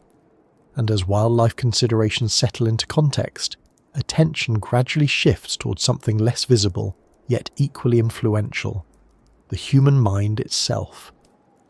Isolation, stress, and extended time in unfamiliar environments affect perception and decision-making in ways that are subtle but significant, and exploring that psychological dimension adds another layer to understanding backcountry travel. Spending extended time in the Appalachian Backcountry introduces something many people rarely experience in everyday life: sustained isolation. Not necessarily loneliness, though that can occur, but a consistent reduction in social interaction, artificial noise, and structured routine. The psychological effects of that environment vary widely. Some hikers find it calming almost immediately. Others notice subtle tension before settling into a different rhythm. Understanding how the mind responds to isolation helps explain why wilderness travel can feel both restorative and occasionally challenging at the same time. Human perception is shaped continuously by environmental input. In cities or towns, that input arrives constantly. Conversations, vehicles, electronic notifications, visual advertisements, and architectural structures provide frequent orientation cues. Remove those cues, and the brain begins recalibrating. Initially, some people interpret the reduced stimulation as unease. It is not danger, simply unfamiliar quiet. After several hours or days, many hikers report the opposite effect. The absence of constant interruption allows attention to broaden. Sounds like wind through leaves, distant water flow, or bird movement become more noticeable. This shift often feels grounding rather than distracting. Researchers studying attention restoration suggest that natural environments support cognitive recovery by engaging in voluntary attention gently, without demanding rapid decision-making. Time perception changes alongside sensory input. Without clocks, meetings, or fixed schedules, hours can feel less segmented. Some hikers describe days blending together, especially on longer trips. That blending does not indicate confusion. It reflects reduced external time markers. Sunrise, meals, walking pace, and sunset gradually replace digital timekeeping as reference points. Isolation also affects internal dialogue. With fewer conversations occurring externally, internal thought becomes more prominent. For some, that leads to reflection, planning, or creative thinking. Writers, artists, and researchers sometimes intentionally seek such environments for this reason. Others notice worries or unresolved thoughts becoming more noticeable once distractions decrease. Fatigue interacts with these psychological effects. Physical exertion consumes energy. When combined with environmental unfamiliarity, mental resources may feel stretched. Decision-making requires slightly more effort. This is normal and tends to improve as hikers adjust to conditions. Sleep patterns often shift in wilderness settings. Natural light cycles influence circadian rhythms more directly without artificial lighting. Some people fall asleep earlier and wake earlier. Others experience disrupted sleep initially due to unfamiliar sounds or temperature variation. Adequate rest remains essential for maintaining clear judgment.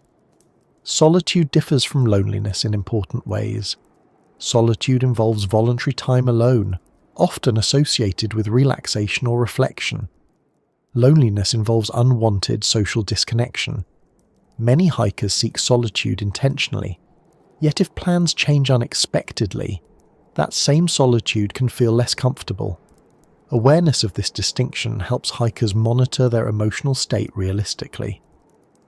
Communication technology complicates isolation somewhat.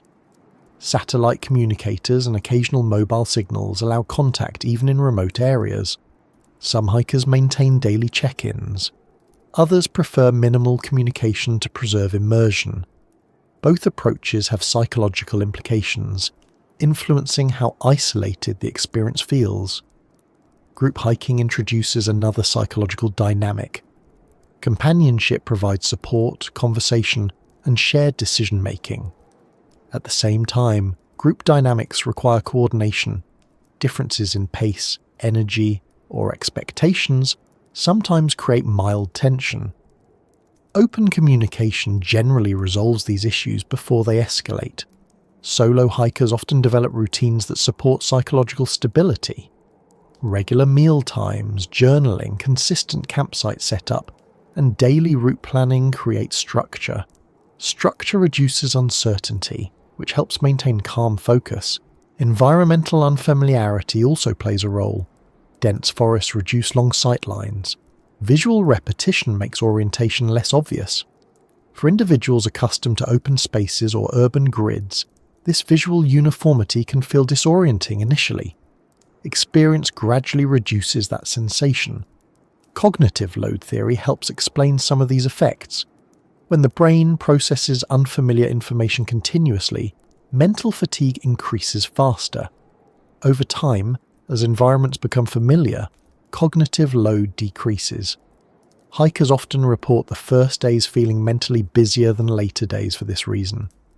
Risk perception shifts under isolation too. Without immediate feedback from others, individuals rely more heavily on internal assessment. Some become overly cautious.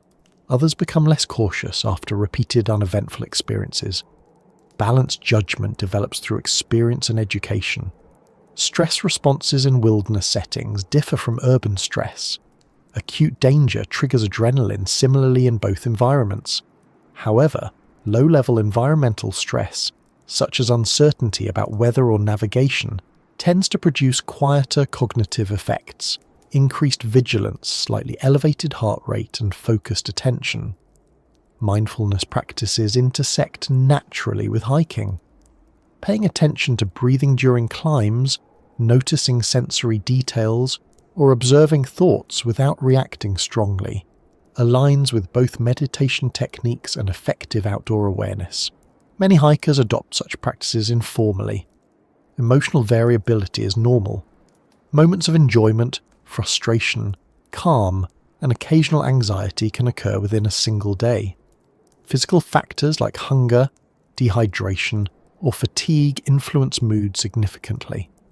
Addressing those needs often resolves emotional fluctuations quickly. Memory formation appears enhanced in novel environments. Unfamiliar landscapes create distinct mental markers.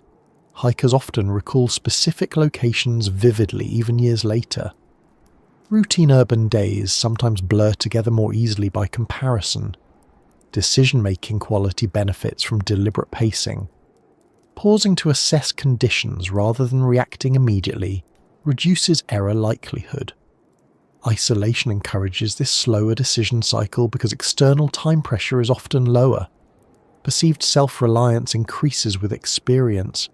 Successfully navigating minor challenges builds confidence. That confidence supports future outdoor participation and sometimes transfers to non-outdoor contexts. At the same time, overconfidence can develop if early experiences remain consistently positive. Outdoor education emphasizes humility precisely to counter that tendency. Acknowledging uncertainty maintains safer decision patterns. environmental aesthetics influence psychological response strongly. Sunlight through trees, flowing water, and varied terrain generally produce positive emotional reactions. Extended periods of monotony, such as uniform dense forest without views, sometimes reduce perceived enjoyment temporarily. Soundscapes affect mood subtly. Continuous natural sounds tend to reduce perceived stress compared with intermittent artificial noise. Many hikers report improved concentration after extended exposure to natural sound environments. Cultural expectations shape interpretation too. Individuals raised with outdoor traditions often feel comfortable quickly. Those new to wilderness settings may require gradual exposure to build familiarity. Neither group has inherent advantage. Preparation bridges experience gaps. Training programs address psychological readiness alongside physical skills.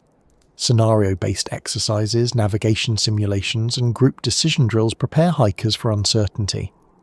These experiences reduce anxiety during actual trips.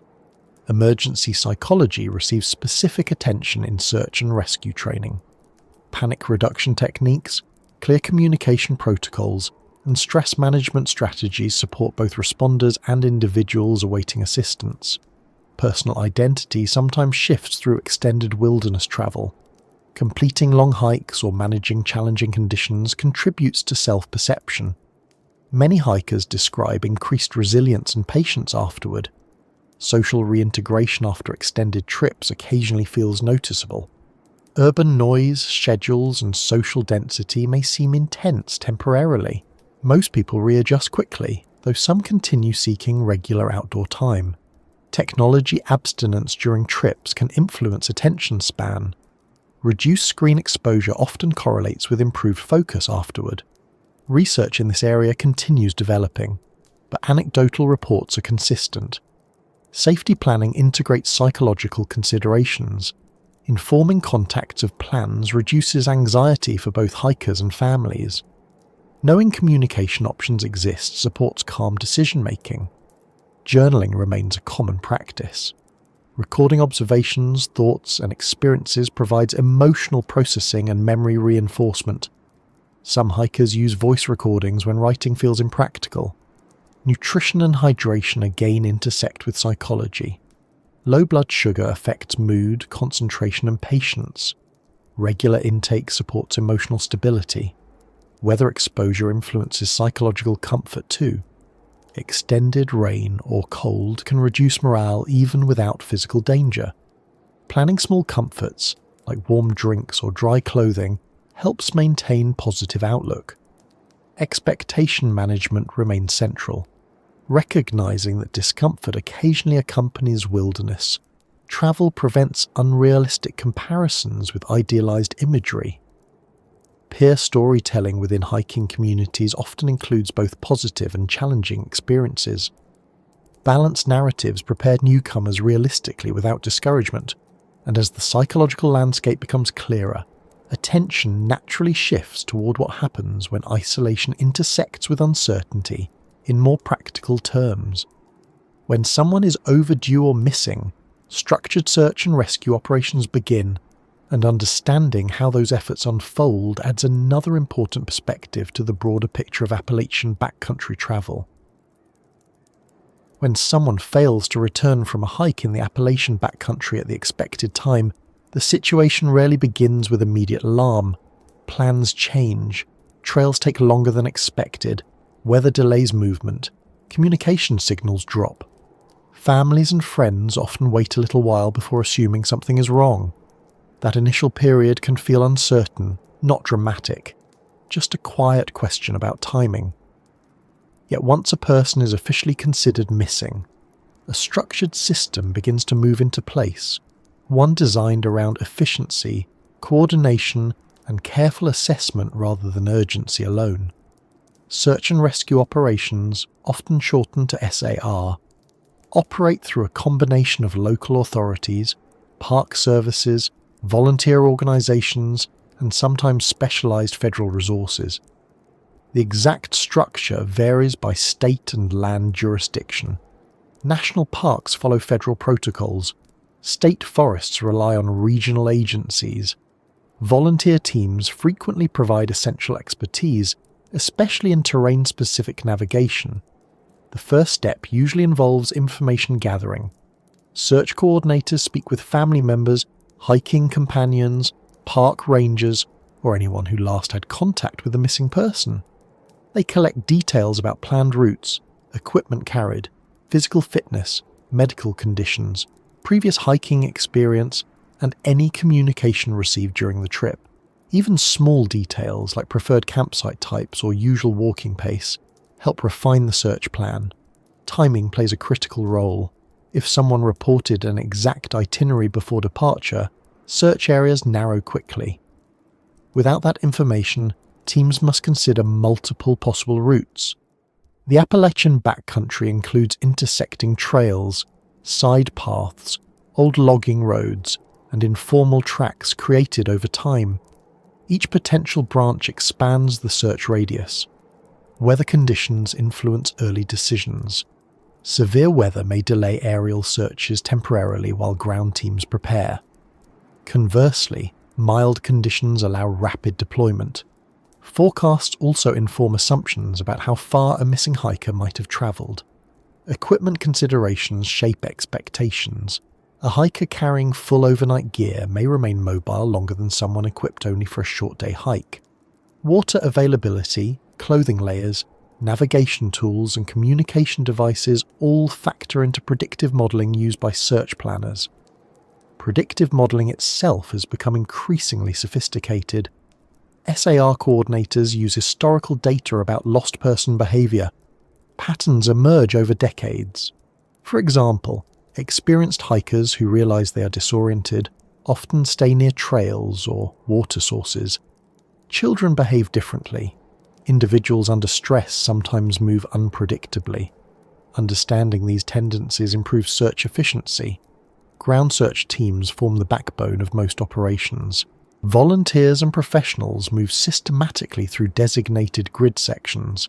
They watch for footprints, disturbed vegetation, discarded items, or audible signals. Progress can be slow due to terrain complexity, yet methodical coverage prevents missed areas. Canine search units provide additional capability. Specially trained dogs detect human scent across varied terrain. Handlers interpret canine behaviour carefully. Weather, time elapsed, and terrain influence scent persistence. But dogs often locate clues invisible to human searchers. Aerial support enhances perspective when available. Helicopters equipped with thermal imaging cameras sometimes identify heat signatures in cooler conditions. Dense forest canopy limits effectiveness, yet open ridges, clearings, or water edges may provide visibility. Fixed-wing aircraft occasionally assist in broader reconnaissance. Technology continues evolving in this field. Some hikers carry personal locator beacons or satellite messaging devices. When activated, these transmit GPS coordinates directly to emergency services. Such devices significantly shorten response time when used correctly. However, not all hikers carry them, and battery management remains important. Communication infrastructure during SR operations is extensive. Radio networks coordinate ground teams, aviation units, command posts, and medical responders.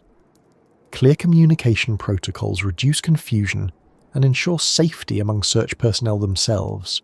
Safety of search teams remains a priority. Terrain that challenges hikers challenges rescuers as well. Coordinators balance urgency with risk management. Exhaustion, weather exposure, and navigation hazards affect everyone involved. Public involvement sometimes enters the process. Volunteers from local communities may assist under supervision. However, uncontrolled volunteer searches can complicate operations by disturbing evidence or creating additional safety concerns. Structured integration remains essential. Media coverage varies depending on circumstances. High-profile cases attract national attention. Others remain local. Media can help generate leads, yet it also introduces pressure. SAR coordinators typically focus on operational effectiveness rather than publicity. Time perception shifts during search operations. Families experience waiting intensely. Search teams operate on planned shifts, often around the clock. Coordination centres maintain continuous activity even when field teams rotate. Psychological support for families becomes part of the process. Liaison officers provide updates, explain procedures, and offer realistic expectations. Clear communication reduces uncertainty, though it cannot eliminate emotional strain. Statistically, most missing hikers are located within a few days. Many are found safe, sometimes having taken shelter due to weather, lost temporarily but self-correcting, or delayed by minor injuries. Search success rates remain high overall. Medical response integrates closely with SAR.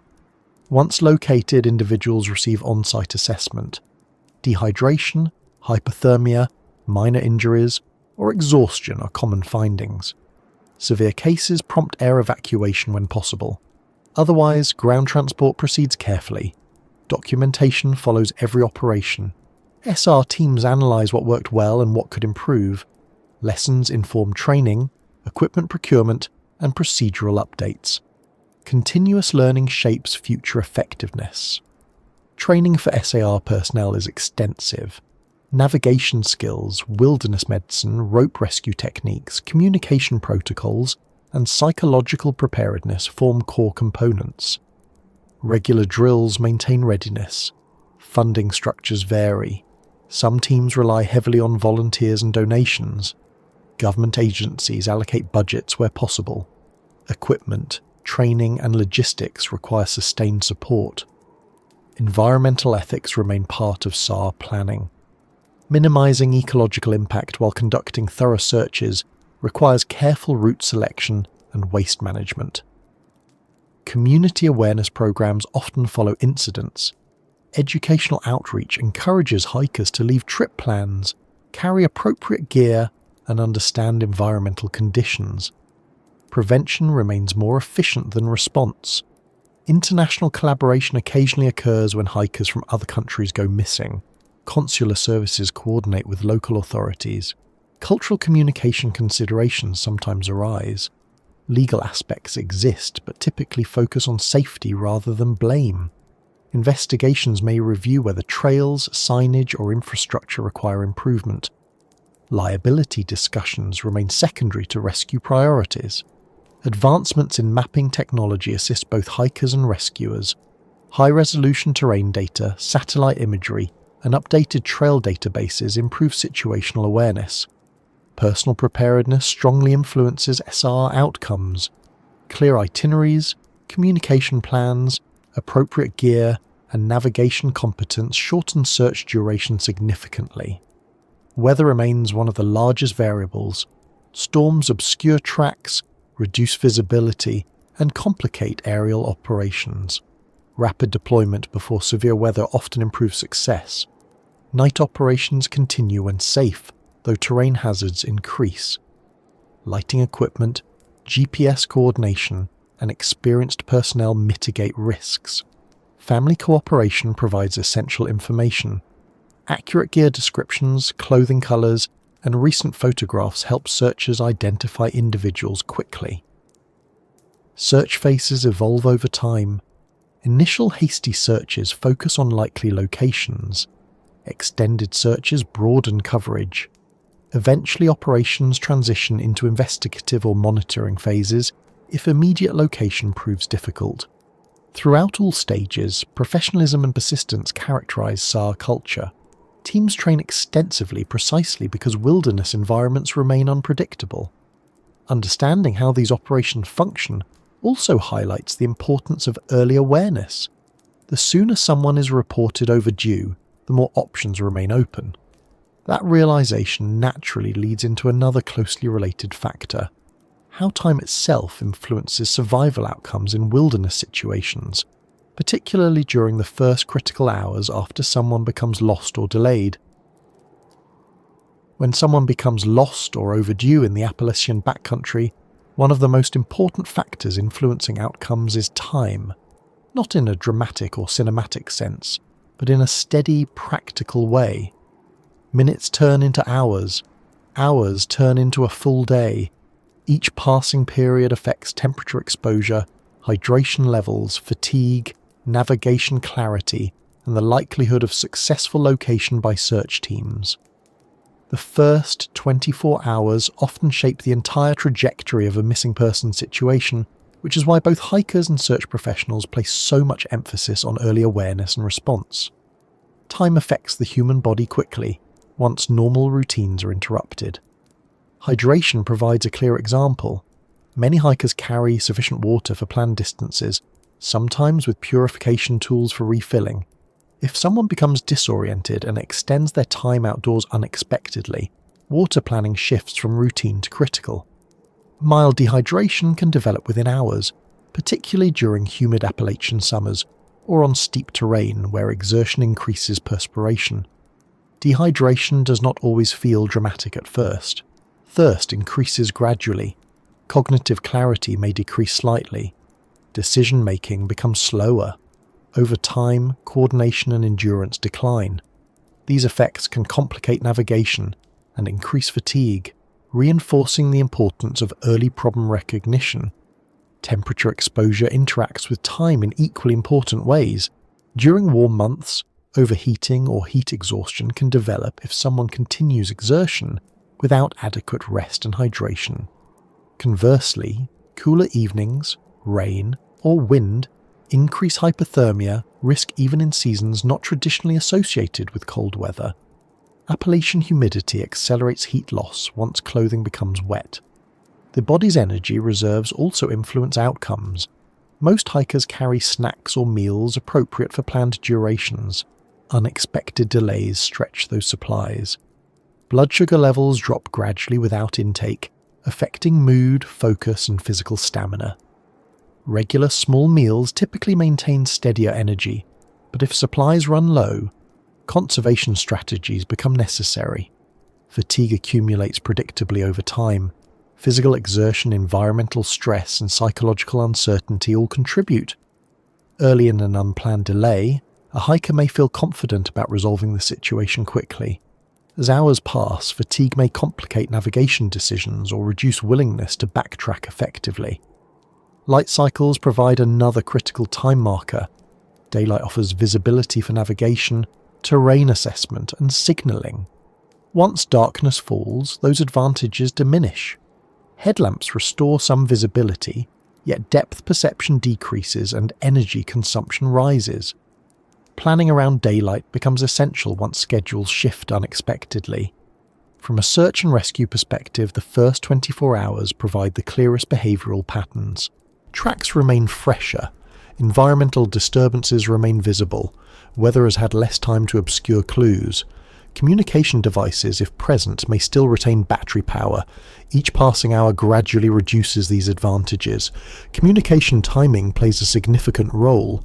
When hikers leave detailed itineraries, missed check-in times trigger earlier concern.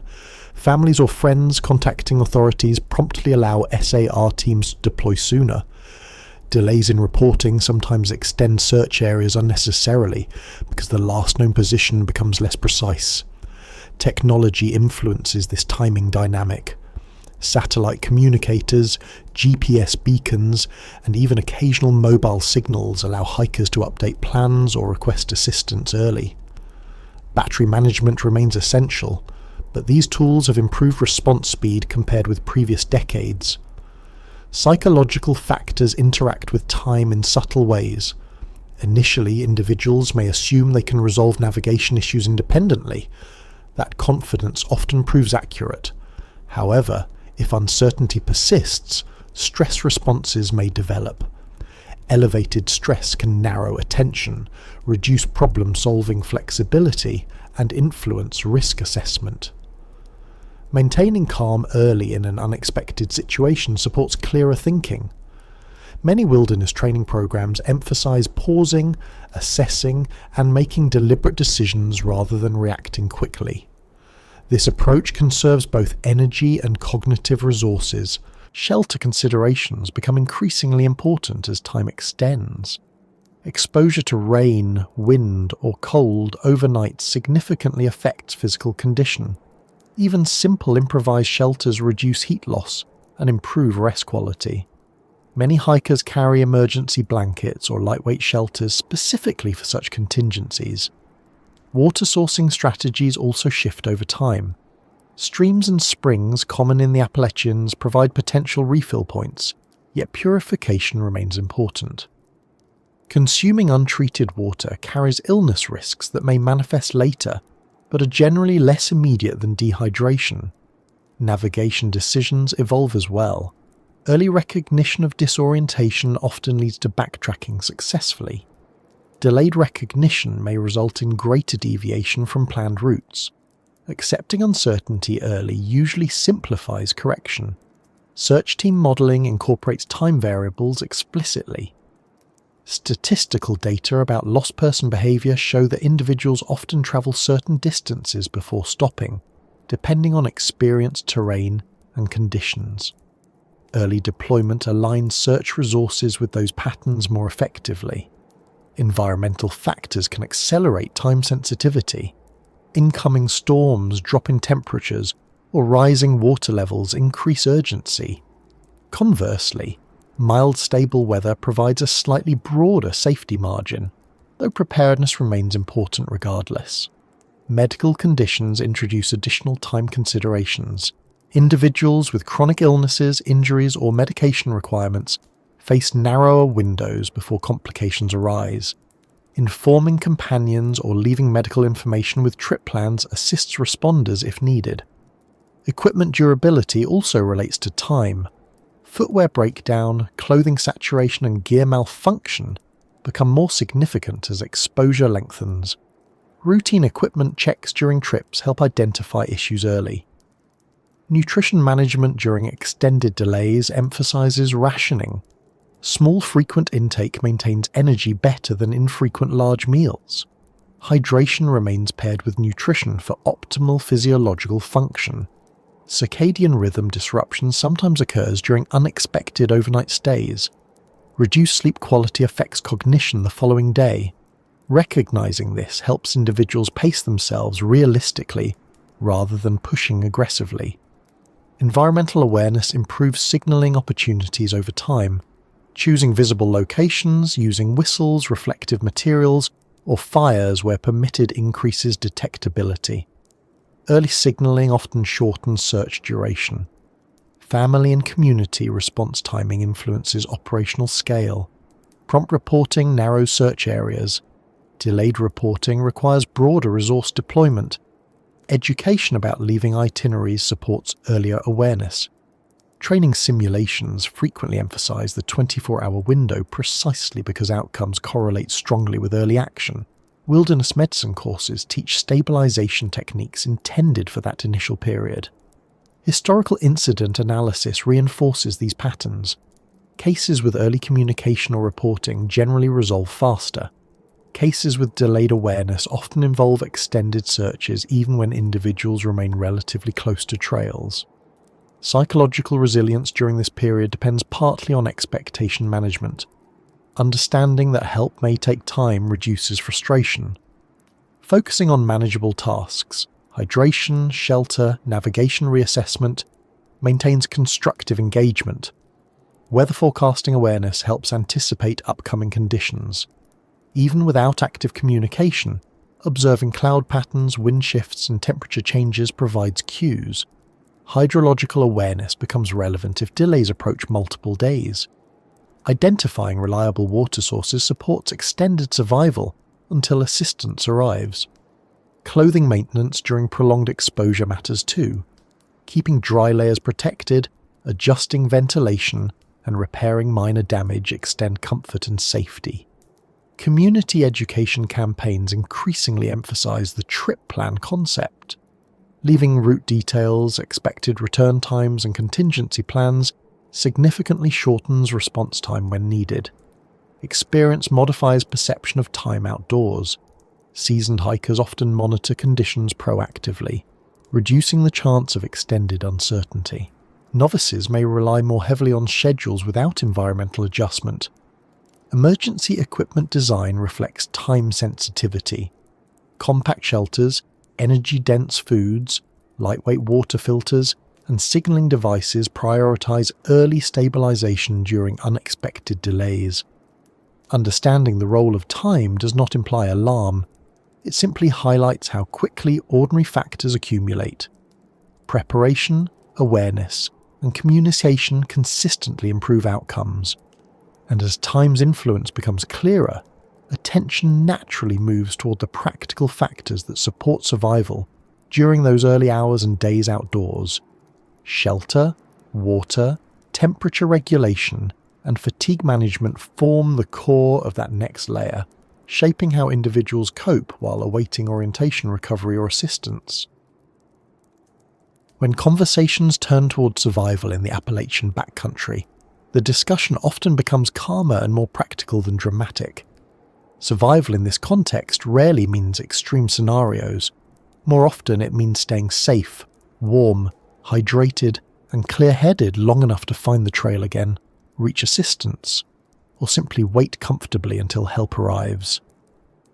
4 factors tend to shape those outcomes more than anything else: shelter, water, temperature regulation, and fatigue management.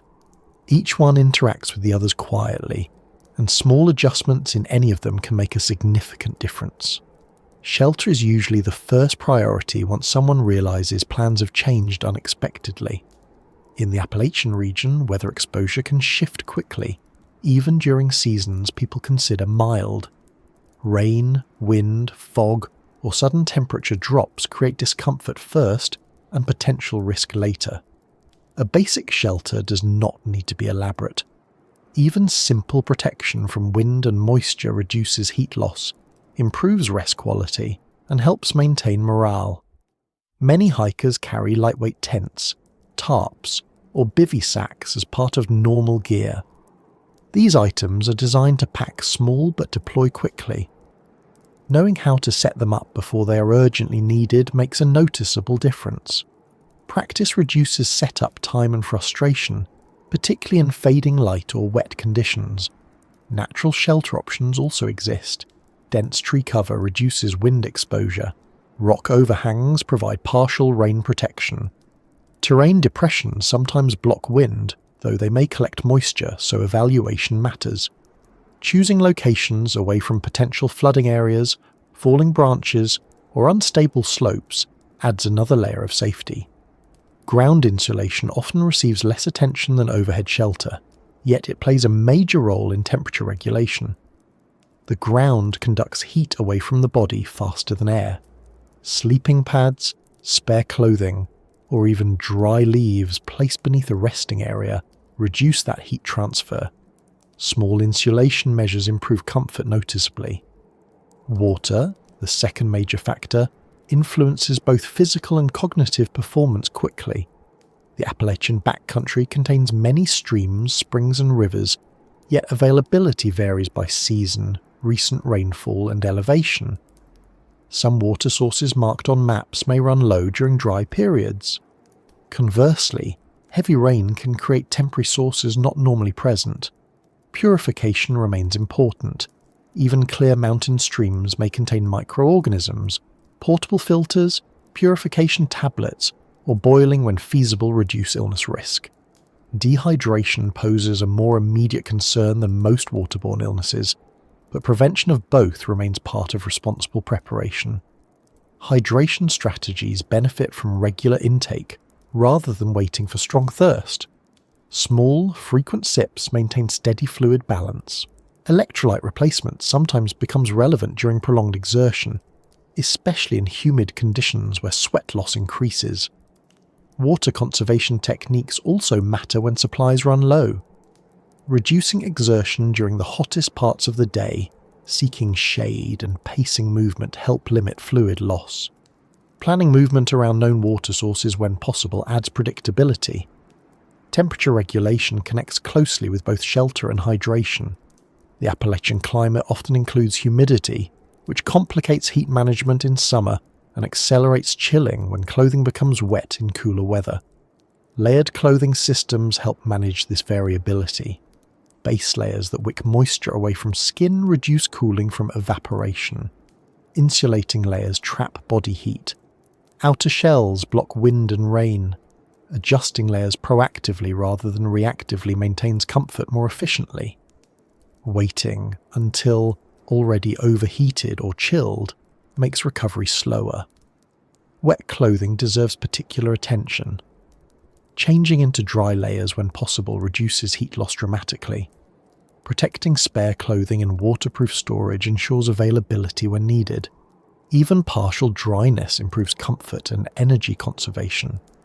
Wind exposure, especially on ridges, increases heat loss beyond what temperature alone suggests. Windbreaks, whether natural or gear-based, reduce this effect. Conversely, in hot conditions, light airflow aids cooling, understanding that balance develops with experience. Seasonal variation influences temperature strategies. Summer hikes emphasize hydration, sun protection, and ventilation. Autumn and spring require flexible layering due to variable temperatures. Winter conditions demand insulation, traction devices, and awareness of ice hazards. Fatigue ties all these factors together. Physical exhaustion reduces coordination, slows decision-making, and affects emotional resilience. Fatigue builds gradually through exertion, environmental exposure, and stress. Managing it proactively supports overall safety. Regular rest breaks help maintain endurance. Short pauses every hour or two allow muscles to recover, hydration to stabilize, and navigation awareness to reset. Extended breaks during challenging terrain prevent cumulative strain. Nutrition supports fatigue management directly. Energy-dense foods that are easy to consume on the move help maintain blood sugar levels. Complex carbohydrates, proteins, and fats all play roles. Many hikers favor foods that require minimal preparation during active travel. Sleep quality influences fatigue more than most people anticipate. Even a single night of poor sleep affects balance and attention the following day. Adequate insulation, shelter from wind, and hydration improve rest conditions. Psychological fatigue also develops. Decision-making under uncertainty requires mental energy.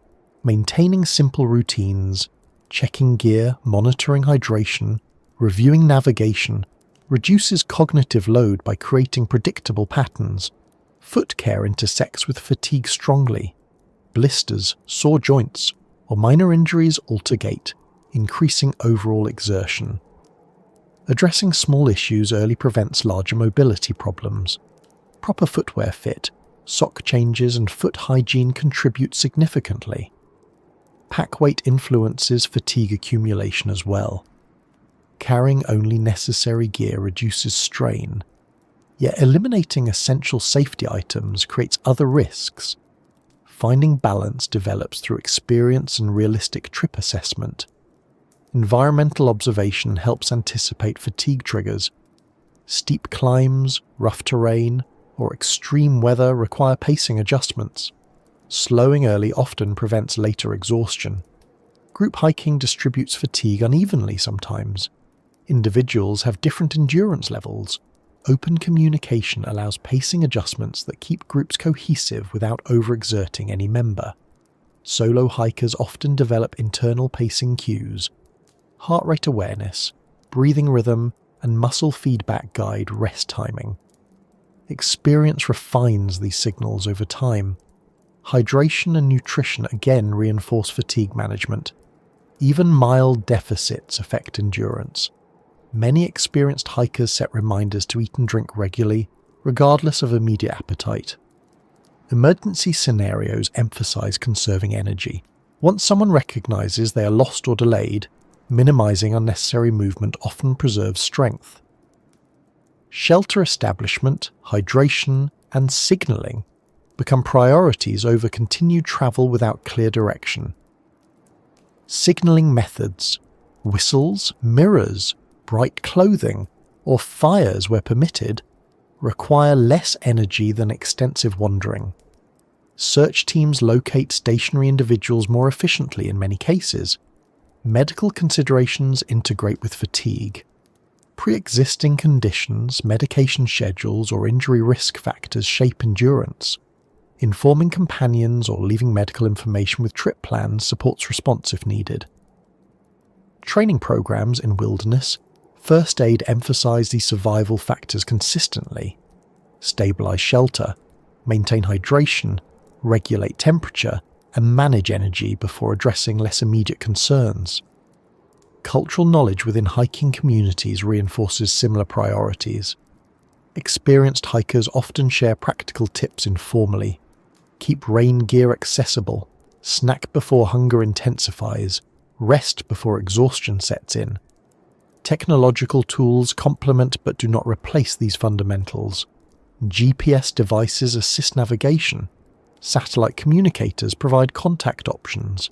Yet shelter, water, temperature regulation and fatigue management remain primary, regardless of technology. Environmental ethics remain relevant even during survival situations. Minimizing long-term ecological impact while ensuring safety reflects responsible outdoor practice. Most guidelines allow reasonable flexibility when health is at stake. Understanding these survival factors does not imply constant danger. Instead, it highlights how preparation and awareness transform uncertainty into manageable variables. Most hikers apply these principles routinely without incident. And as these practical considerations settle into place, attention naturally begins shifting toward another dimension of the Appalachian Backcountry experience, the stories that linger.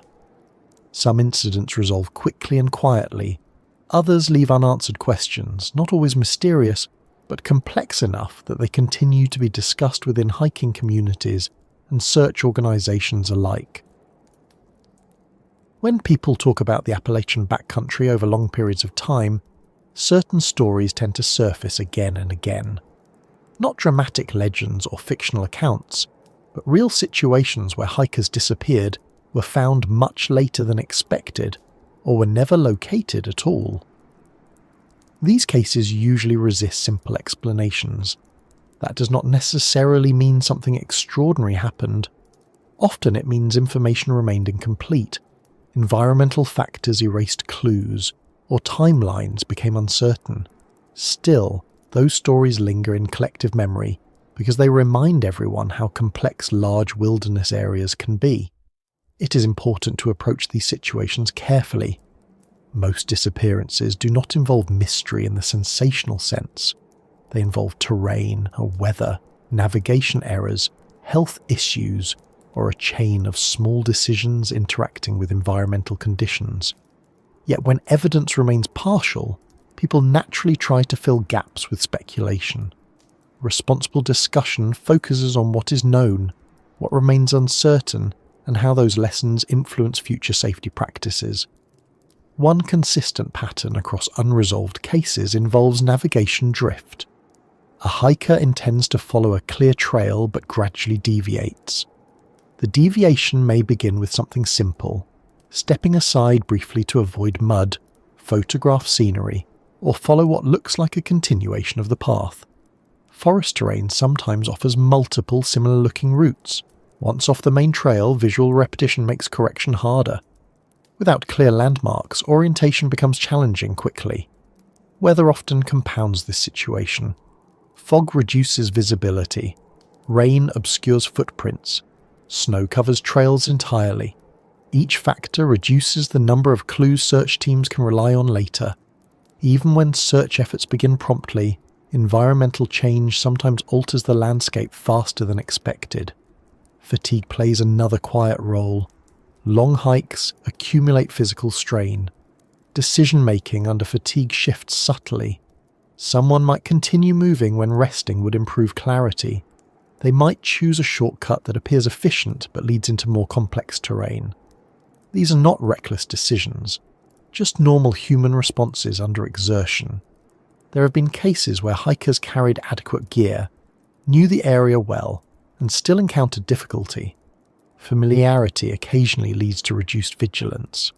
People skip double-checking navigation or weather forecasts because previous trips went smoothly. Most of the time, that confidence proves justified. Occasionally, conditions differ just enough to create complications. Health-related factors sometimes emerge later in investigations. Dehydration, minor injuries, altitude fatigue, or pre-existing medical conditions influence mobility and cognition. Not all conditions are immediately obvious. A hiker experiencing dizziness or joint pain may slow down significantly without communicating the issue if hiking solo. Communication gaps often extend uncertainty. Many hikers leave trip plans with friends or family, yet details vary in precision. A general statement like hiking in the Smokies this weekend covers a large area. More specific itineraries improve search accuracy, but not everyone provides them. Technology has reduced some uncertainty but introduced new variables. GPS devices fail occasionally. Phones lose battery or signal. Digital maps sometimes lag behind trail changes. Reliance on technology without backup navigation skills occasionally contributes to confusion. Search teams frequently locate missing hikers within days. Those successful recoveries often receive less attention than unresolved cases, yet they provide valuable data about behavior patterns. Many found hikers report realizing they were off course, but attempting to correct direction independently before seeking help. In a smaller number of cases, remains are discovered months or years later. Environmental conditions affect preservation. Dense vegetation conceals locations. Animal activity and seasonal changes alter landscapes. Discovery often happens accidentally during unrelated activities. These delayed discoveries sometimes clarify what likely occurred. Terrain features, weather records, and personal equipment found nearby help reconstruct events. Even then, exact timelines remain uncertain. Families and communities experience prolonged ambiguity when answers remain incomplete. Search organizations often maintain periodic monitoring even after active search phases end. Hikers occasionally report items or observations long after initial incidents. Historical cases from earlier decades illustrate how much search capability has improved. Before GPS, satellite imagery, and coordinated volunteer networks, search areas were broader and less precise. Some older disappearances might resolve differently today simply due to technological advancement. Terrain complexity explains much of the persistence of unanswered questions. The Appalachian Backcountry includes steep hollows, dense rhododendron thickets, rocky outcrops, and extensive forest canopy. Visibility from the air is limited in many areas. Ground searches require methodical coverage, which takes time. Waterways complicate matters further. Streams change course gradually. Flooding redistributes debris. Items carried by water may appear far from original locations. Hydrology studies occasionally assist investigations by modelling potential movement patterns. Seasonal cycles influence both incidents and searches. Autumn leaf fall conceals ground features. Winter snow obscures tracks. Spring growth hides visual markers. Summer vegetation, density reduces sight lines. Timing relative to these cycles affects search efficiency. There are also cases involving long-distance hikers who planned extended journeys. When communication intervals stretch to weeks, determining the exact time a problem began becomes harder. Fellow hikers along the route sometimes provide last known sightings, but those observations vary in precision. Psychological factors intersect with extended solitude. Some hikers intentionally alter routes or schedules for personal reasons, sometimes without updating contacts. This autonomy is part of wilderness travel's appeal, but introduces uncertainty if communication stops. Environmental hazards occasionally contribute indirectly. Rockfalls, unstable slopes, or sudden weather events alter terrain unexpectedly. Evidence may remain subtle or erode quickly. Animal activity rarely causes disappearance directly, yet it affects evidence preservation. Scavenging disperses items, tracks overlap. Investigators account for these factors, but certainty sometimes remains limited. Search documentation typically focuses on factual reconstruction rather than speculation. Terrain mapping, equipment analysis, and timeline estimation guide conclusions. When data remain insufficient, official reports reflect that uncertainty. Public discussion sometimes drifts toward dramatic explanations. Media coverage occasionally emphasizes mystery to attract attention. Experienced search professionals usually redirect focus toward practical safety lessons rather than unresolved speculation. Education programs often incorporate case studies specifically for this reason, examining how navigation errors occurred, how weather influenced decisions, or how communication gaps delayed response helps hikers prepare more effectively. Community memory of these cases also reinforces preparedness culture. Trail associations emphasize trip planning, emergency communication, and conservative decision-making, partly because of past incidents. It is also worth noting that some disappearances ultimately involve voluntary decisions unrelated to hiking difficulty. Individuals occasionally choose solitude intentionally for personal reasons. Such situations require careful distinction from accidental incidents. Legal and privacy considerations sometimes limit information released publicly. Families may request discretion. Investigations protect sensitive details. This contributes to perceived mystery even when explanations exist privately. Technology continues to evolve in response to these challenges.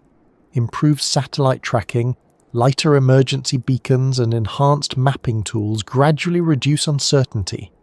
Adoption rates increase as equipment becomes more accessible. Volunteer search organizations expand training continuously. Wilderness medicine, drone operation, advanced navigation, and psychological support skills all contribute to modern SR effectiveness. Cultural storytelling about the Appalachians includes both admiration and caution. The mountains are neither hostile nor benign. They simply operate according to environmental conditions. Understanding that balance helps contextualize unresolved cases without exaggeration. Personal accounts from hikers who were temporarily lost often describe similar patterns.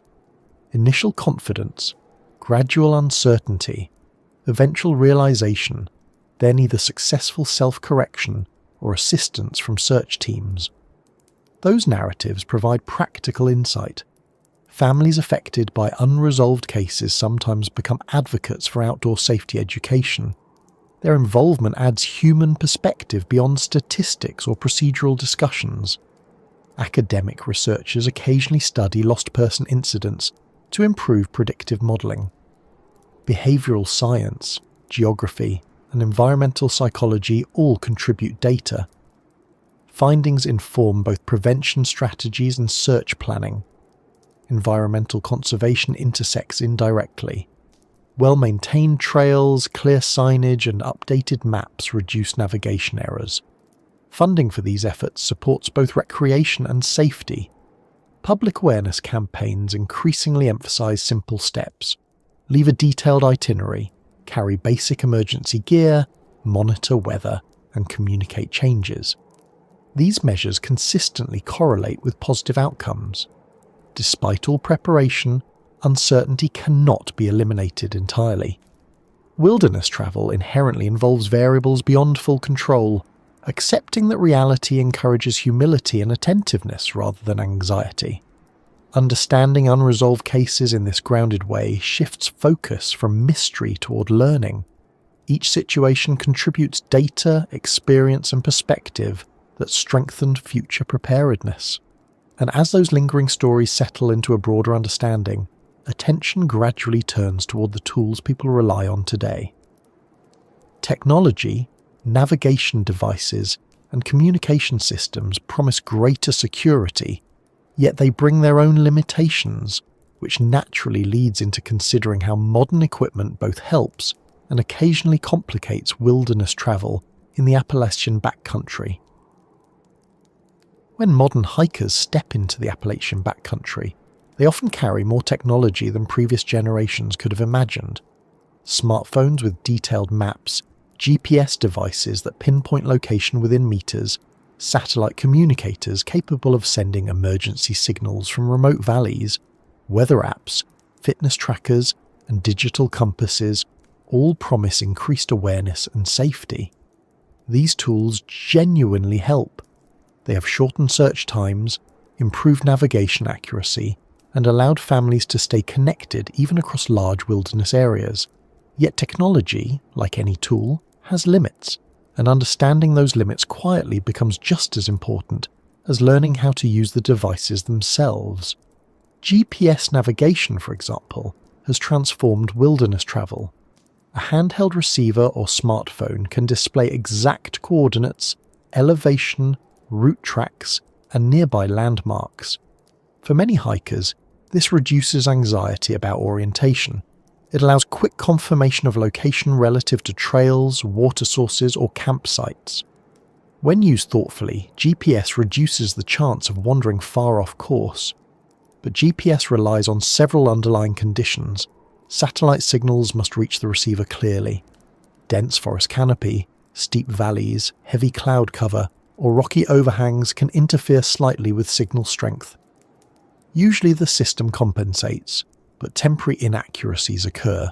Most hikers notice this as small position drift on mapping apps, where the device briefly shows them slightly off the trail even when they are standing still.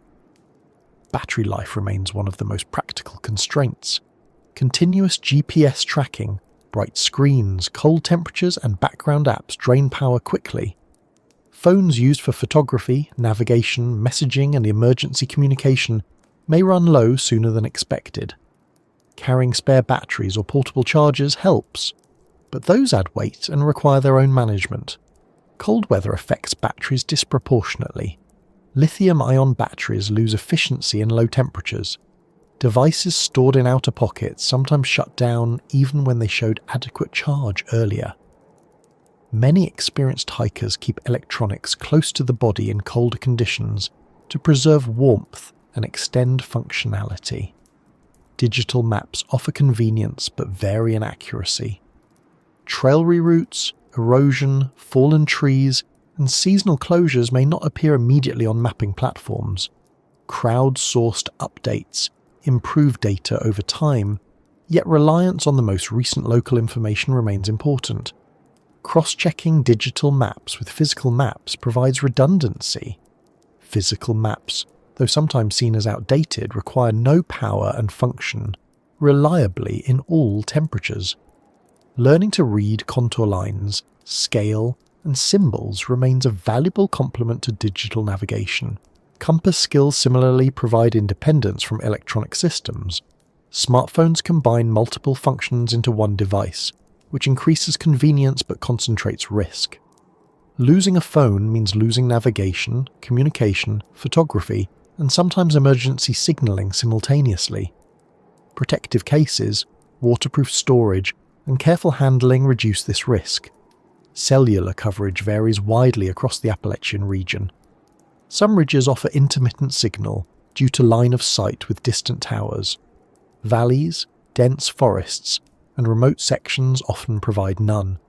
Coverage maps give general guidance but cannot guarantee connectivity in specific terrain features. Satellite communicators fill some of that gap. Devices like personal locator beacons or two-way satellite messengers allow emergency contact almost anywhere with open sky visibility.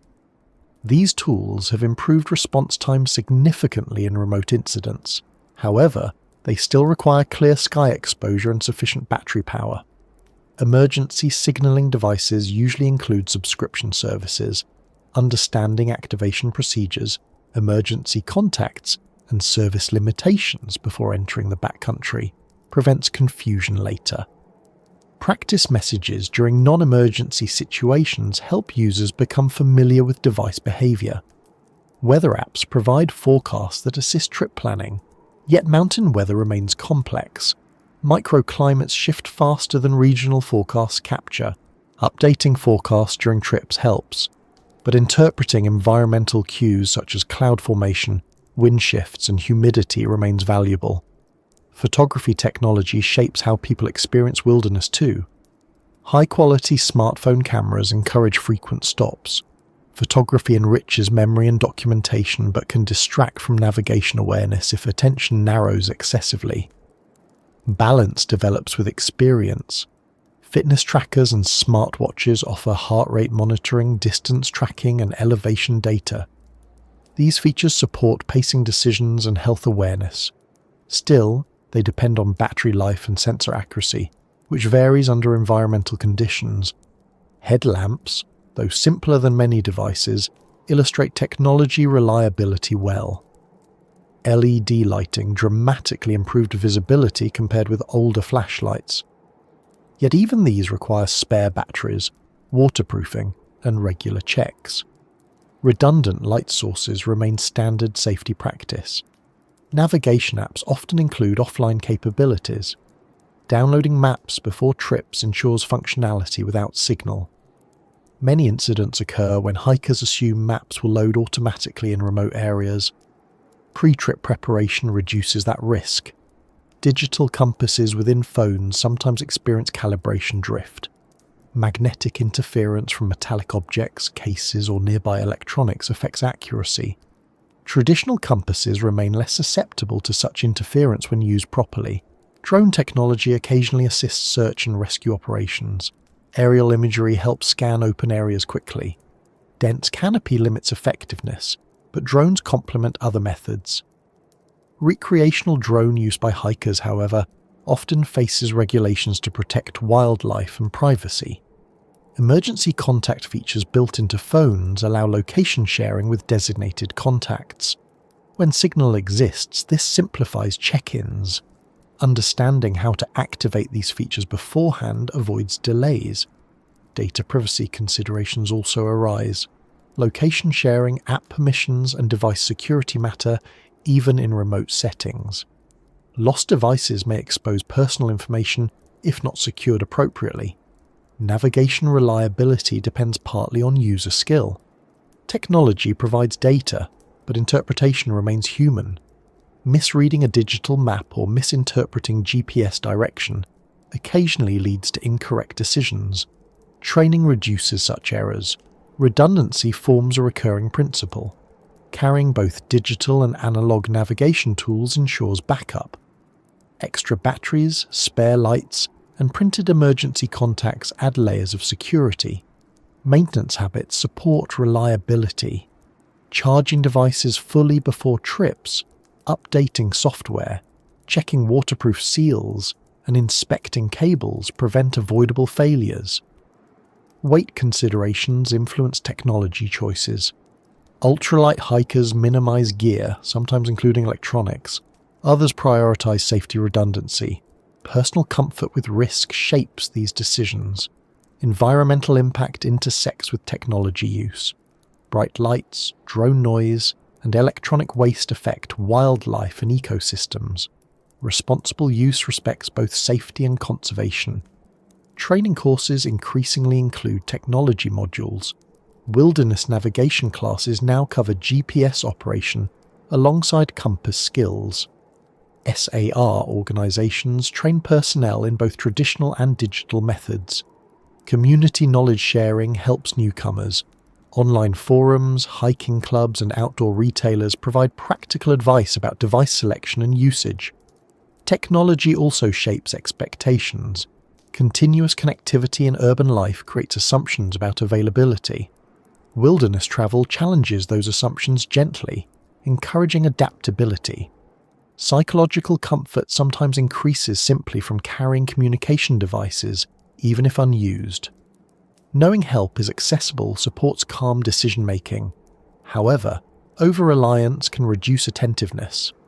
If hikers assume devices will solve all problems, they may pay less attention to environmental cues. Balanced reliance maintains awareness. Innovation continues. Solar charging panels, improved battery chemistries, lighter satellite devices, and enhanced mapping software appear regularly. Adoption gradually expands safety margins. Cost remains a factor. Not all hikers can access advanced devices. Safety education therefore emphasizes skills alongside equipment. Emergency drills occasionally incorporate technology failure scenarios.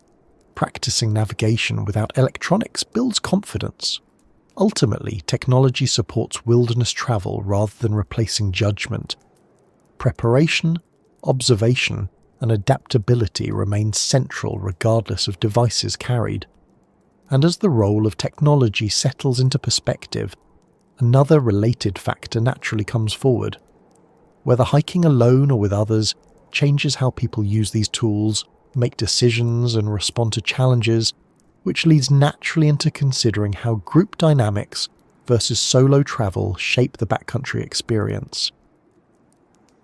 When people think about hiking in the Appalachian Backcountry, one of the first decisions they often make is whether to go alone or with others.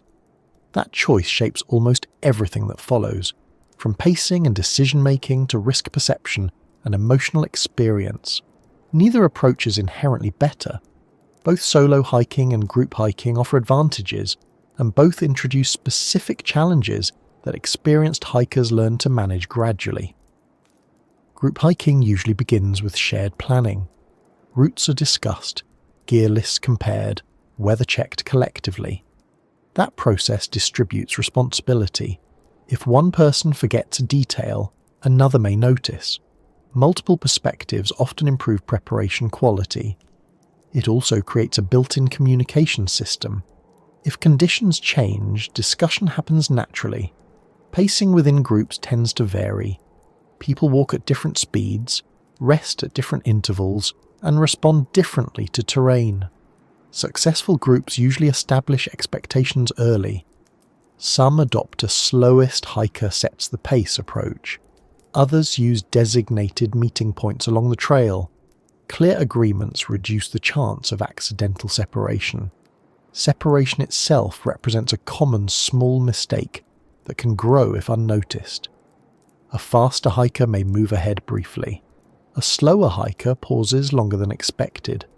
Dense vegetation, bends in trails, or elevation changes obscure line of sight quickly. Maintaining periodic visual or verbal contact helps prevent confusion. Communication style influences group effectiveness. Some groups discuss every decision openly. Others rely on an informal leader. Both structures can work, provided expectations remain clear. Silence sometimes creates assumptions that everyone understands the plan when that is not always the case. Shared equipment offers both efficiency and complexity. One stove instead of several reduces pack weight, but it also means everyone depends on that single item. Backup planning addresses such dependencies. Many groups distribute critical gear redundantly despite the added weight. Emotional support represents a significant advantage of group travel. Encouragement during steep climbs, shared meals, and conversation reduce perceived effort. Psychological research suggests that shared experiences often feel less demanding than identical solo tasks. This effect contributes to endurance. At the same time, group dynamics introduce social variables. Differences in expectations, energy levels, or risk tolerance occasionally produce tension. Open communication usually resolves these issues, but it requires awareness and willingness to speak honestly. Decision-making in groups can sometimes slow down. Reaching consensus takes time. That delay often improves safety by encouraging thorough discussion. Occasionally, however, groups continue despite concerns because no one wants to disrupt momentum. This phenomenon, sometimes called groupthink, appears in outdoor settings as well as other environments. Solo hiking removes many of these social variables. Decision-making becomes immediate. Pace reflects personal comfort rather than group negotiation. Many hikers value that independence. It allows spontaneous route adjustments, longer observation stops, or faster movement when conditions permit. Independence, however, comes with increased responsibility. Solo hikers must manage navigation, safety, morale, and logistics alone. There is no immediate backup if equipment fails or minor injuries occur. Preparation, therefore, tends to be more conservative among experienced solo hikers. Psychological responses differ between solo and group contexts. Some individuals find solitude calming. Others initially experience heightened vigilance. Neither reaction indicates weakness or strength. It reflects personal comfort with isolation. Noise levels illustrate another difference. Groups naturally generate more sound through conversation and movement. That noise often alerts wildlife early and reduces surprise encounters. Solo hikers move more quietly, which increases the chance of unexpectedly close wildlife sightings. Navigation awareness sometimes improves when hiking alone. because there is no assumption someone else is paying attention. Solo hikers often check maps more frequently and monitor trail markers more carefully. Groups occasionally assume another member is handling navigation, leading to missed turns. Fatigue management also changes. Groups provide external feedback. Someone notices if another member looks tired or dehydrated. Solo hikers rely on internal cues, which may be less obvious under stress or excitement. Experience strengthens that self-awareness over time. Emergency response capability differs significantly. In a group, one person can seek help while another stays with an injured member. Solo hikers depend more heavily on communication devices, self-rescue skills, and conservative decision thresholds. Technology use patterns reflect this difference. Solo hikers often carry satellite communicators or personal locator beacons more consistently. Groups may share such devices, though redundancy remains advisable. Environmental observation sometimes deepens during solo travel. Without conversation, sensory awareness increases. Sounds, terrain details, and weather cues become more noticeable. Many hikers describe this heightened observation as one of solo hiking's rewards. Risk tolerance tends to shift with experience. Novice solo hikers often choose well-marked trails and shorter distances. Confidence grows gradually. Experienced solo hikers still practice caution, though they may venture into more remote areas with appropriate preparation. Group size influences dynamics too. Small groups of 2 or 3 often balance companionship with flexibility. Larger groups require more coordination but offer greater resource diversity. Each size range brings different logistical considerations. Leadership roles emerge naturally in many groups.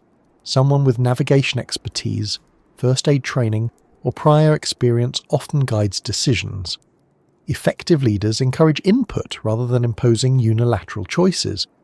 Cultural factors shape attitudes towards solo travel. Some communities emphasize group recreation. Others value individual exploration. Outdoor culture in the Appalachians includes both traditions. Training programs address group dynamics explicitly. Outdoor leadership courses teach communication strategies, conflict resolution, and shared decision-making. These skills improve safety and enjoyment. Historical accounts of Appalachian travel include both solo explorers and group expeditions. Long-distance hiking culture often blends both, with individuals starting alone and forming temporary groups along trails. Social media influences perceptions as well. Solo hiking narratives sometimes emphasize independence. Group hiking posts highlight camaraderie. Both representations attract newcomers depending on personality and goals. Safety statistics show mixed patterns. Many incidents involve solo hikers simply because solo travel is common. Group incidents occur too, often related to separation or communication breakdown rather than inherent group risk. Environmental ethics apply equally. Groups must manage larger impact footprints. Solo hikers must remain mindful of cumulative effects over time. Time management shifts between contexts. Groups coordinate schedules collectively. Solo hikers adapt schedules freely, but must ensure communication plans reflect changes. Emotional resilience develops through both experiences. Groups provide shared coping mechanisms. Solo travel fosters internal coping skills. Many hikers alternate between both styles over time. Search and rescue planning considers group versus solo status. Missing solo hikers trigger different predictive models than missing groups. Equipment lists, pace assumptions, and likely behavior patterns inform search strategy. Skill development pathways differ. Group settings facilitate mentorship.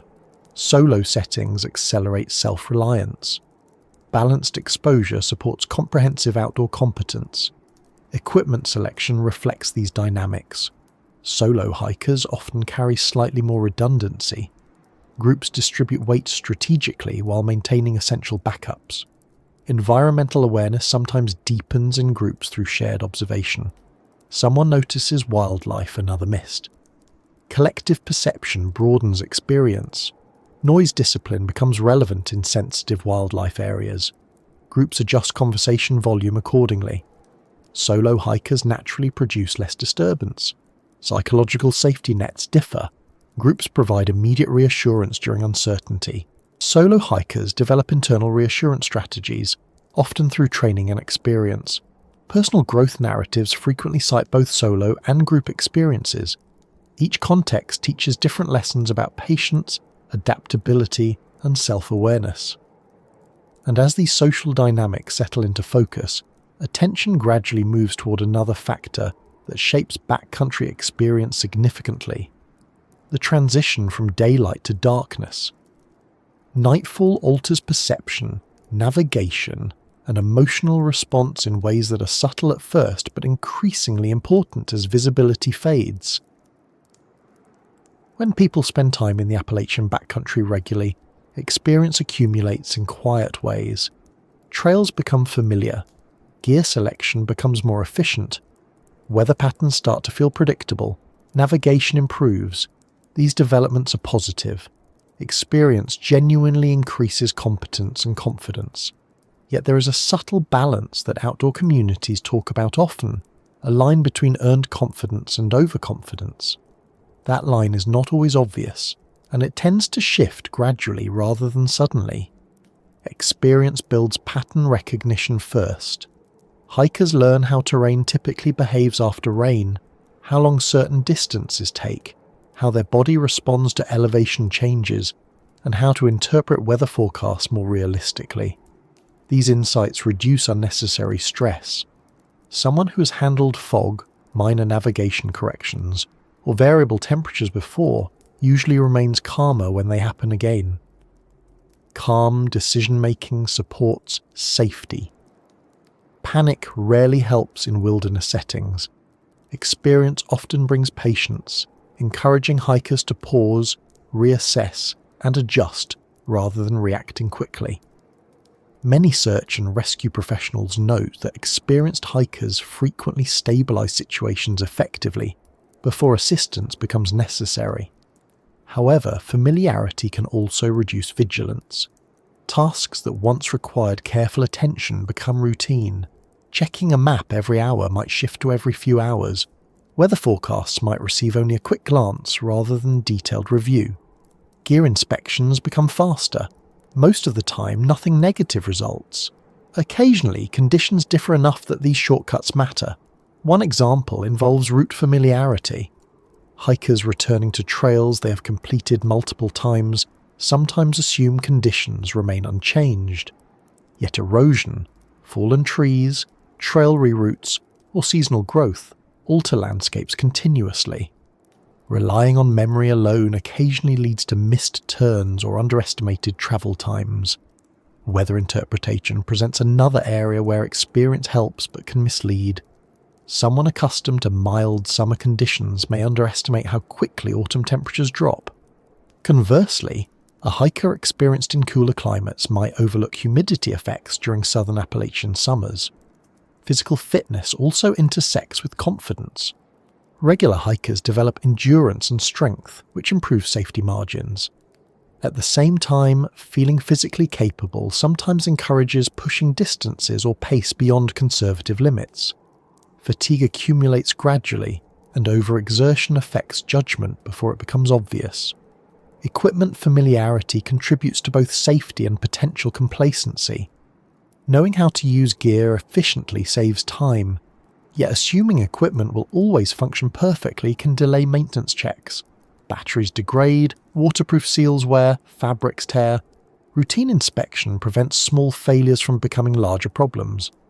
Navigation technology illustrates this balance clearly. Experienced hikers often carry GPS devices or mapping apps and know how to use them well. Confidence in those tools is justified. Still, technology has limits. Battery depletion, signal interference, or software glitches occur occasionally. Maintaining traditional navigation skills alongside digital ones preserves redundancy. Group dynamics influence confidence as well. Experienced individuals sometimes take informal leadership roles. Their knowledge benefits the group. Yet it can also discourage others from raising concerns. Encouraging shared input keeps decision-making balanced. Solo hikers face a slightly different version of the same balance. Self-reliance grows with experience. That independence feels rewarding. Yet without external feedback, it becomes easier to overlook early signs of fatigue, dehydration, or navigation drift. Experienced solo hikers often adopt structured self-check routines precisely to counter this. Risk perception evolves over time.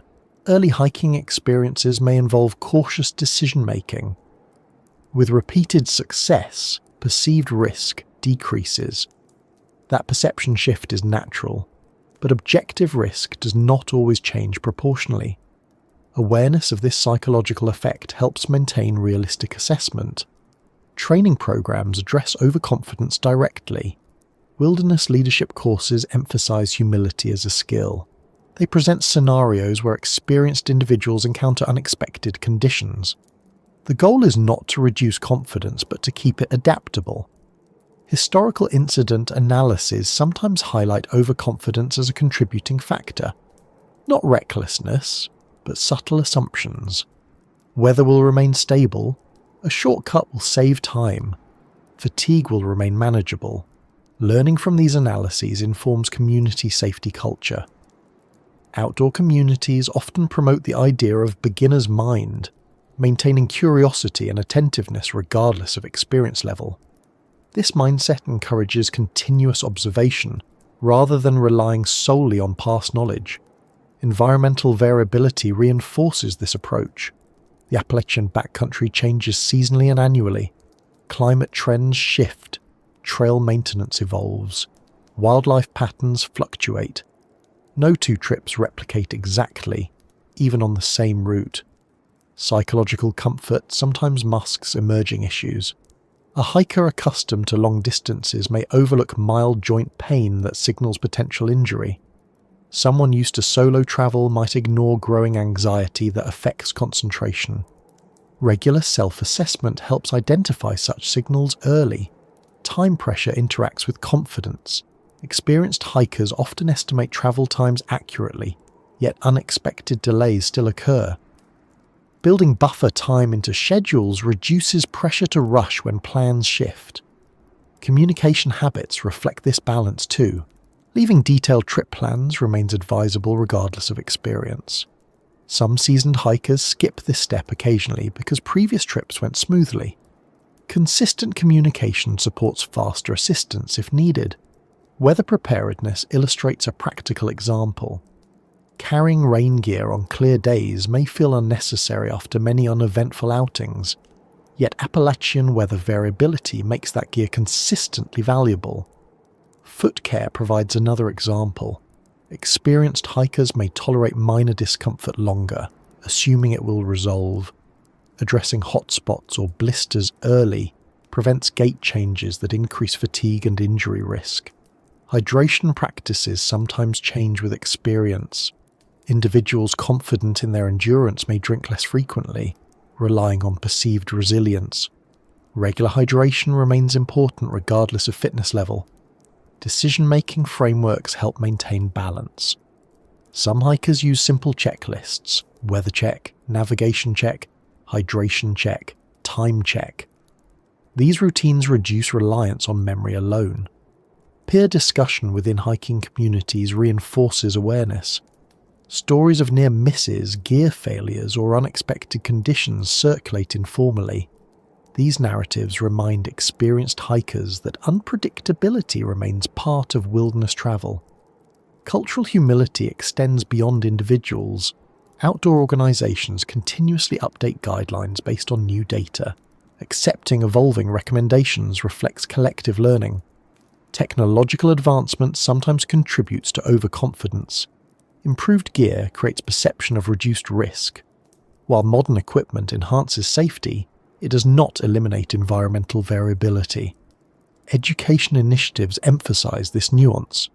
Marketing materials increasingly highlight preparation alongside adventure imagery. Balanced messaging supports realistic expectations. Environmental ethics connect indirectly. Respecting terrain, weather, and wildlife reflects acknowledgement that humans are visitors rather than controllers of these environments. Search and rescue professionals often stress that most incidents involve capable individuals. Experience alone does not guarantee immunity from difficulty. Continuous attentiveness remains essential. Mentorship relationships help newer hikers learn, while reminding experienced hikers of foundational practices. Teaching reinforces awareness of basics sometimes taken for granted. Personal reflection after trips supports learning. Reviewing what went smoothly and what required adjustment maintains growth without self-criticism. Psychological resilience benefits from this balanced perspective. Confidence supports calm action. Humility supports careful observation. Together they create effective wilderness competence. As this balance between experience and caution becomes clearer, attention naturally shifts toward another factor that influences backcountry perception significantly: darkness. Nightfall changes visual cues, sound perception, and emotional response, shaping how hikers navigate and experience the Appalachian wilderness after sunset. As daylight fades in the Appalachian backcountry, the transition is rarely abrupt, yet it can feel surprisingly quick. Forest canopy filters sunlight throughout the day, so shadows lengthen earlier than they would in open terrain. Colours soften first, then contrast decreases, and eventually details that seemed obvious a short while ago begin blending into the surroundings. Many hikers plan carefully to reach campsites or trailheads before this shift, yet delays happen.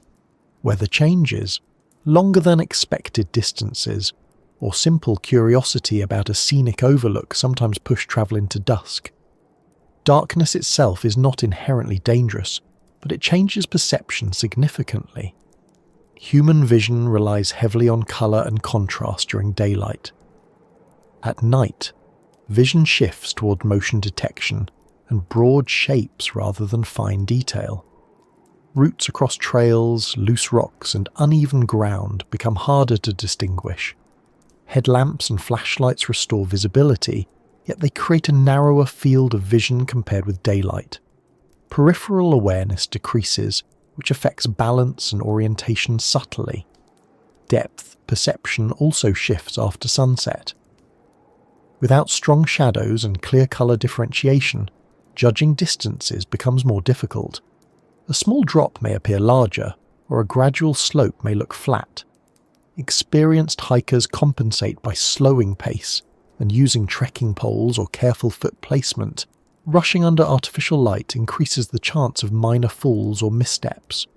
Sound perception often changes in noticeable ways.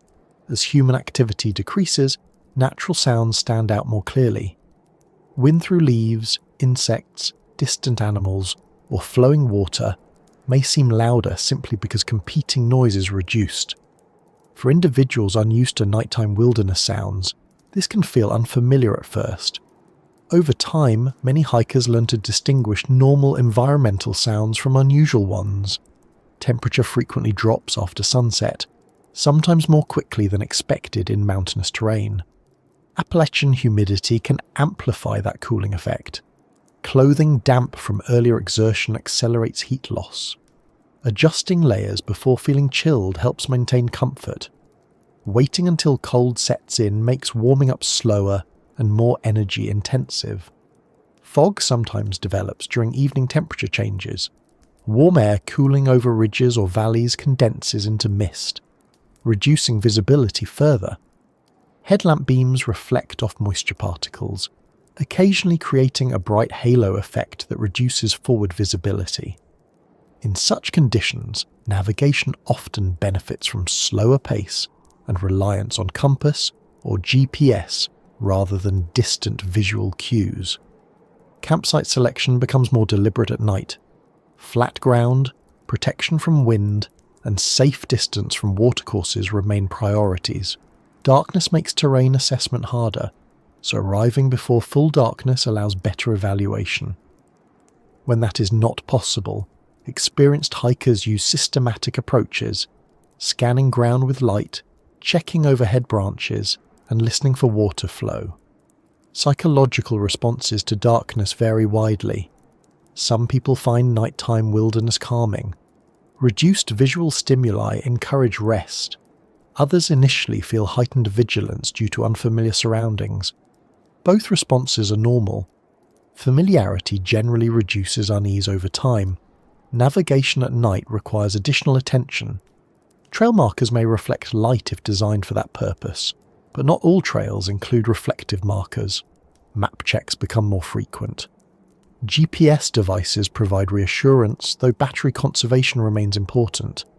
Headlamp management influences comfort. Adjustable brightness settings conserve power. Red light modes preserve night vision better than bright white light. Carrying spare batteries remains standard practice. Group travel at night introduces coordination considerations. Maintaining visual contact helps prevent separation. Verbal check-ins ensure everyone remains comfortable with pace and direction. Slower collective pace often proves safer than individuals moving independently. Solo hikers often adopt conservative strategies. Stopping earlier, selecting well-known campsites, or avoiding unfamiliar routes after dark reduces uncertainty. Experience shapes how much nighttime travel feels manageable. Wildlife activity sometimes increases at night. Many animals are naturally nocturnal. Most encounters remain distant and uneventful, making gentle noise while moving signals human presence and reduces surprise encounters. Cooking practices adapt to darkness too. Headlamp placement affects visibility of stoves and food preparation. Maintaining clear workspace reduces accident risk. Storing food securely remains important regardless of time. Weather forecasting gains importance in evening planning. Overnight storms, temperature drops, or fog formation influence shelter decisions. Checking updated forecasts when possible supports preparation. Sleep quality influences next day performance. Comfortable shelter, dry clothing, and adequate insulation contribute significantly. Poor sleep affects balance, navigation awareness, and mood the following day. Emergency scenarios sometimes involve unexpected overnight stays. Basic shelter, hydration, and warmth priorities remain the same whether planned or unplanned. Psychological calm supports effective problem solving. Star visibility varies across the Appalachian region. Remote areas with low light pollution offer clear night skies. Observing stars can assist orientation when known constellations are visible, though this requires training. Moonlight influences nighttime navigation. Full moons provide substantial illumination. New moon phases create darker conditions. Planning around lunar cycles occasionally factors into extended trips. Environmental ethics apply at night as well, minimizing artificial light impact on wildlife. Managing noise levels and maintaining campsite cleanliness support ecosystem balance. Technology assists nighttime safety. Reflective gear, advanced headlamps, GPS navigation, and emergency beacons all improve situational awareness. Proper use remains essential. Fatigue management becomes particularly relevant after dark. Reduced visibility increases cognitive load. Regular hydration, nutrition, and rest help maintain focus. Temperature layering strategies often include a dedicated sleep layer kept dry during the day. Changing into that layer at camp improves warmth and comfort. Condensation management inside shelters affects comfort. Ventilation reduces moisture buildup, though it must balance with temperature control. Historical accounts of wilderness travel frequently emphasize nighttime caution. Earlier travelers relied heavily on daylight due to limited artificial lighting. Modern equipment extends capability, but does not eliminate environmental variability. Community advice often includes simple guidelines: carry extra light, plan conservative schedules, and respect changing conditions. These principles remain consistent across experience levels. Training programs sometimes include night navigation exercises. Practicing under controlled conditions builds familiarity and reduces anxiety during actual trips. Emergency signaling at night benefits from light visibility. Flashing headlamps, reflective materials, or controlled fires where permitted increased detectability. Psychological resilience grows with experience. Initial unfamiliarity with darkness often transitions into comfort as patterns become recognizable. Noise discipline near campsites respects other hikers seeking rest. Sound carries differently at night, so quieter conversation supports shared comfort. Weather sounds at night sometimes appear amplified. Rain on shelter fabric, wind through trees, or distant thunder may seem louder without daytime distractions. Personal reflection often deepens at night. Reduced visual input encourages internal focus. Many hikers describe evening camp time as mentally restorative. Decision-making frameworks adjust accordingly. Avoid unnecessary travel after dark, prioritize shelter, maintain hydration, and monitor temperature. As night settles into the broader experience of backcountry travel, another important theme begins to emerge. While many incidents involve unexpected challenges, numerous hikers also return safely after difficult situations, often carrying insights that shape future preparation. Those lessons from people who have come back provide practical perspective on navigating uncertainty in the Appalachian wilderness. When hikers return from difficult experiences in the Appalachian backcountry, their stories often sound less dramatic than people expect. Many describe situations that began with something ordinary: a missed trail marker, unexpected weather, fatigue that built gradually, or simple overestimation of how much ground they could cover before dark. What stands out in their reflections is not fear or heroics, but the quiet lessons they carry afterward. Those lessons tend to be practical, consistent, and shaped by first-hand experience rather than theory. One of the most common insights involves pacing. Many hikers who encountered trouble say they started too quickly. Early enthusiasm, cool morning air, or excitement about reaching a destination sometimes encouraged faster movement than sustainable. As fatigue accumulated, decision-making slowed. Navigation checks became less frequent. Several survivors later described deliberately slowing their starting pace on future trips, even when conditions seemed favourable. Hydration habits also appear repeatedly in these accounts. Some hikers realised they drank less than needed because thirst signals lag behind exertion. Others rationed water too conservatively early in a hike, only to find that dehydration affected their clarity later. Regular small sips, rather than waiting for strong thirst, became a consistent adjustment afterward. Navigation awareness surfaces as another recurring theme. People often describe how easy it felt to assume they were still on the correct path simply because the terrain looked familiar. After getting temporarily lost, many adopted habits such as checking maps at regular intervals, confirming trail markers actively, and noting distinctive landmarks consciously rather than passively. Weather interpretation frequently changes after challenging experiences. Hikers who encountered sudden fog, rain, or temperature drops often report paying closer attention to subtle environmental cues later. Cloud movement, wind shifts, humidity levels, and temperature changes become part of ongoing observation rather than background information. Equipment choices evolve as well. Survivors often refine gear lists based on what proved useful and what did not. Extra light sources, improved waterproof storage, more effective layering systems, and compact emergency shelters commonly move from optional to standard items. The goal rarely becomes carrying more gear indiscriminately, but carrying the right gear consistently. Foot care appears surprisingly often in returned hikers' reflections. Small blisters or sore joints that seemed minor early sometimes affected mobility significantly later. Many hikers begin carrying foot care kits routinely after such experiences, addressing issues early rather than waiting. Communication planning also changes. Leaving detailed itineraries with friends or family becomes a consistent habit. Some hikers establish scheduled check-in times using satellite communicators. Others simply provide more precise route descriptions than before. Psychological preparedness receives attention too. Several hikers describe initial anxiety when plans changed unexpectedly. followed by gradual calm once they focused on manageable tasks, hydration, shelter setup, navigation reassessment.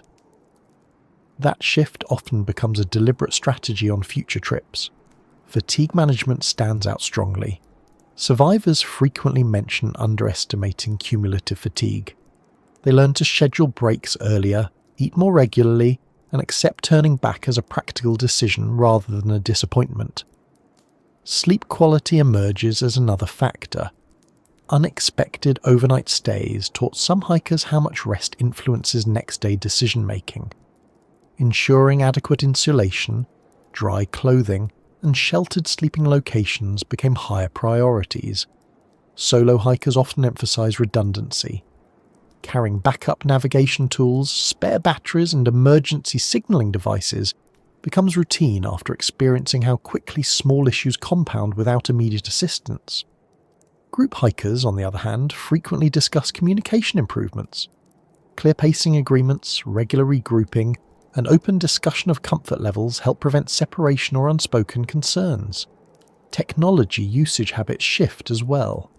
Some hikers who relied heavily on digital maps without backups begin carrying physical maps.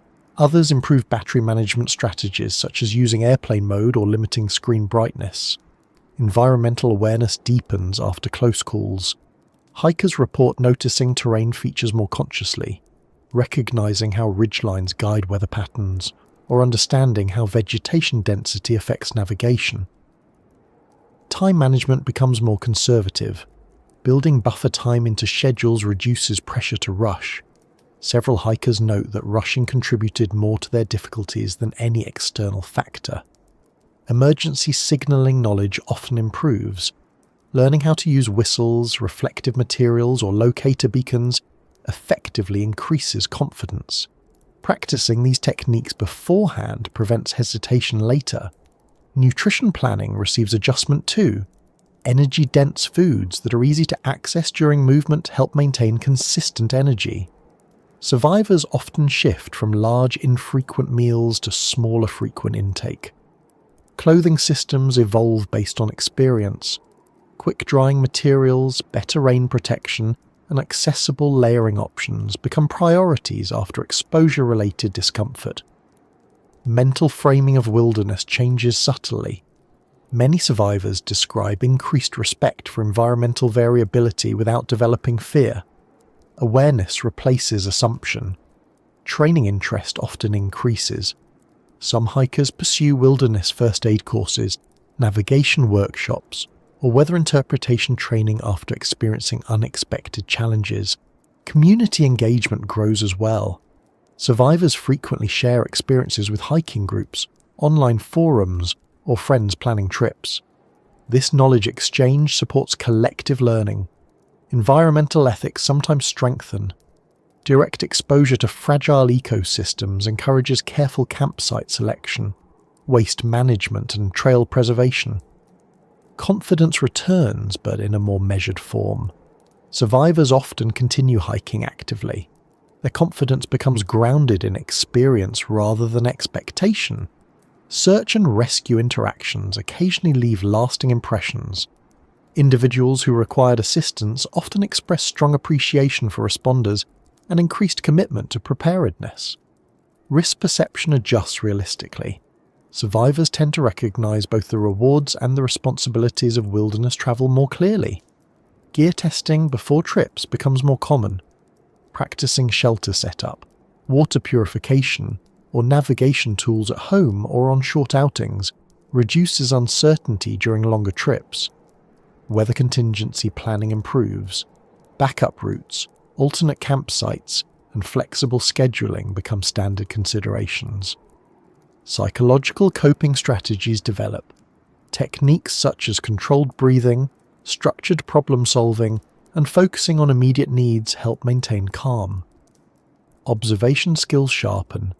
Survivors often describe noticing environmental changes earlier on subsequent trips. Documentation habits shift. Keeping journals, recording routes, or photographing trail markers provides reference material.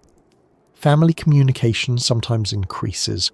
Loved ones appreciate clearer plans, and hikers recognize the reassurance it provides. Community safety culture benefits from these shared lessons. Informal mentorship, storytelling, and educational outreach spread practical knowledge. Technology design also evolves partly from user feedback after incidents. Improved battery efficiency, lighter emergency beacons, and better mapping interfaces reflect real-world needs. Ultimately, the consistent message from those who returned safely after difficult situations is not dramatic. It centers on preparation, awareness, flexibility, and humility. Wilderness travel remains rewarding precisely because it encourages attentiveness rather than certainty. And as these lessons settle into the broader picture, attention naturally shifts toward how preparation can coexist with enjoyment rather than replacing it. Respecting the wilderness does not mean avoiding it. It means engaging thoughtfully, which leads into considering how hikers balance readiness with appreciation when returning to the Appalachian Backcountry. When people think about preparation for the Appalachian Backcountry, there is sometimes an assumption that careful planning means expecting danger. In practice, preparation tends to do the opposite. It reduces uncertainty, builds confidence, and allows hikers to enjoy the environment without constant worry. Respecting the wilderness does not mean treating it as hostile. It means understanding that natural environments operate independently of human schedules, expectations, or convenience. Once that understanding settles in, preparation becomes a practical habit rather than a reaction to fear. Respect begins with awareness of scale. The Appalachian Mountains stretch across a vast portion of eastern North America. Even heavily visited areas include remote pockets where assistance takes time to arrive. Recognizing that scale encourages realistic planning, carrying sufficient supplies, leaving clear itineraries, and monitoring conditions before departure. None of these actions diminish enjoyment. They create space for it. Weather awareness illustrates this balance well. Checking forecasts before a trip rarely leads to cancellation unless conditions truly warrant it. More often, it informs clothing choices, route adjustments, or timing decisions. Knowing that rain is likely encourages packing proper gear rather than worrying about getting caught unprepared. Terrain familiarity works similarly. Learning how elevation changes affect pacing, how vegetation density influences navigation, and how water sources vary seasonally helps hikers set realistic expectations. Expectations aligned with reality reduce stress significantly. Environmental ethics also reflect respect without fear. Leave no trace principles emphasize minimizing impact rather than avoiding nature. Packing out waste, selecting durable campsites, respecting wildlife distance, and preserving vegetation allow continued access for everyone while protecting ecosystems. Wildlife awareness fits naturally into this framework. Understanding animal behavior reduces unnecessary anxiety. Proper food storage, respectful distance, and avoidance of feeding maintain safe coexistence. Most wildlife encounters remain uneventful precisely because these practices are widely followed. Preparation habits often become routine through repetition. Packing rain gear, checking batteries, reviewing maps, and confirming emergency contacts eventually feel automatic. Routine reduces mental effort, allowing attention to shift towards scenery, conversation, or simple observation. Mental framing influences how preparation feels. Viewing gear checks as enabling freedom rather than preventing risk changes the experience. Many experienced hikers describe preparation as part of anticipation rather than obligation. Community culture reinforces this perspective. Hiking groups, outdoor clubs, and trail associations share knowledge openly. Advice circulates about gear choices, seasonal conditions, and safety practices. This collective learning environment supports newcomers without creating alarm. Education programs emphasize competence over caution alone. Navigation training, wilderness first aid, weather interpretation, and environmental stewardship courses build skills that increase comfort rather than restrict exploration. Technology contributes positively when used thoughtfully. GPS devices, satellite communicators, and weather apps enhance awareness. Balanced reliance, using technology as support rather than sole solution, maintains resilience. Flexibility stands out as a central principle. Plans sometimes change due to weather, trail conditions, or personal energy levels. Accepting adjustments as normal rather than disappointing reduces pressure. Time management supports this flexibility. Building buffer time into itineraries allows scenic pauses, rest breaks, or route changes without urgency. Rush schedules often generate more stress than environmental factors themselves. Physical conditioning also influences perception. Regular exercise prepares the body for terrain demands. Fitness reduces fatigue, which in turn supports clearer thinking and greater enjoyment. Clothing systems exemplify practical preparation. Layering allows adaptation to temperature and humidity changes. Quick adjustments prevent discomfort before it escalates. Hydration and nutrition habits contribute similarly. Consistent intake maintains energy and mood stability.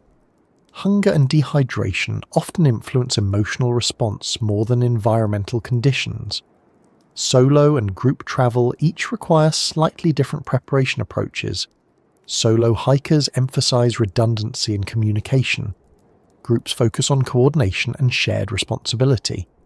Both approaches support safe, enjoyable experiences. Environmental observation skills deepen appreciation. Recognizing plant species, animal tracks, geological features, or weather patterns adds layers of interest beyond physical movement. Cultural history enriches understanding too. The Appalachians include indigenous heritage, early settlement history, and conservation milestones. Awareness of these elements fosters respect beyond physical landscape. Seasonal variation provides recurring opportunities. Spring wildflowers, summer canopy shade, autumn foliage, and winter quiet each offer distinct experiences. Preparation adjusts accordingly without limiting access. Psychological comfort grows with familiarity. Initial uncertainty often gives way to calm attentiveness after repeated exposure. Confidence rooted in knowledge tends to remain stable. Storytelling within hiking communities reinforces balanced perspectives. Accounts of beautiful vistas sit alongside practical discussions of preparation. Neither dominates exclusively. Search and rescue professionals often emphasize prevention over response. Simple habits, trip plans, appropriate gear, weather checks consistently reduce incident rates. Environmental conservation efforts depend partly on responsible recreation. Hikers who respect ecosystems support long-term preservation through advocacy and behaviour. Economic benefits for local communities also tie into respectful recreation.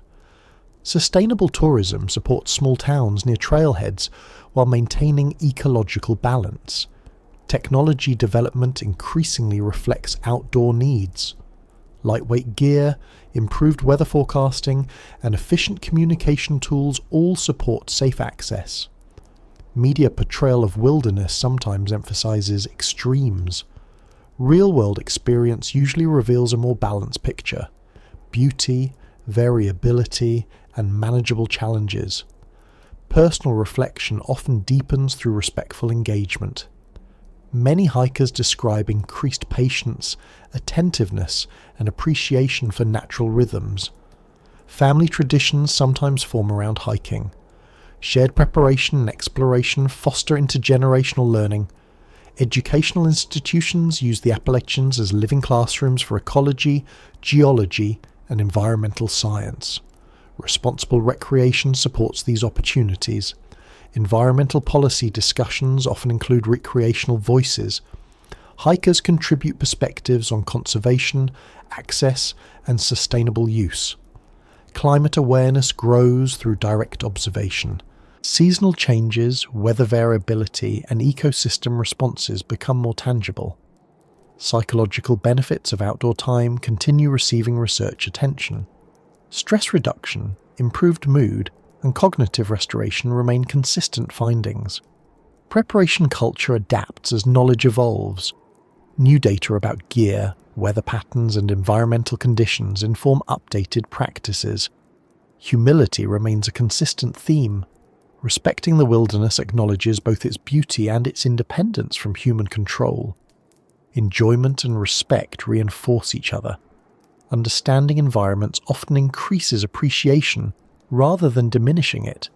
And as this balance between preparation and enjoyment settles into perspective, attention naturally moves toward a broader reflection on the mountains themselves, the enduring appeal they hold, and the quiet reasons people continue returning, while carrying both curiosity and respect into each journey. As all these threads come together, the terrain, the weather, the psychology of isolation, the role of preparation, the evolving technology, and the lived experiences of hikers who have walked these trails for decades, a broader picture of the Appalachian Backcountry starts to settle in. It is not a place defined by danger, and it is not a place defined by safety either. It is simply a vast natural environment that continues existing according to its own patterns, its own cycles, and its own quiet rhythms, regardless of who passes through. The Appalachian Mountains themselves have stood through immense spans of time. Long before hiking trails, long before maps, long before recorded history, these ridges and valleys were shaped by geological forces that continue working today, though slowly. Erosion rounds the peaks further. Streams adjust their courses. Forests shift species composition gradually. From a human perspective, the landscape looks stable. From a geological perspective, it is always changing. That long continuity partly explains why people keep returning. The mountains offer something steady in a world that often feels fast-moving and constantly shifting. Trails remain accessible. Forest sounds remain familiar. Seasonal cycles repeat with dependable variation.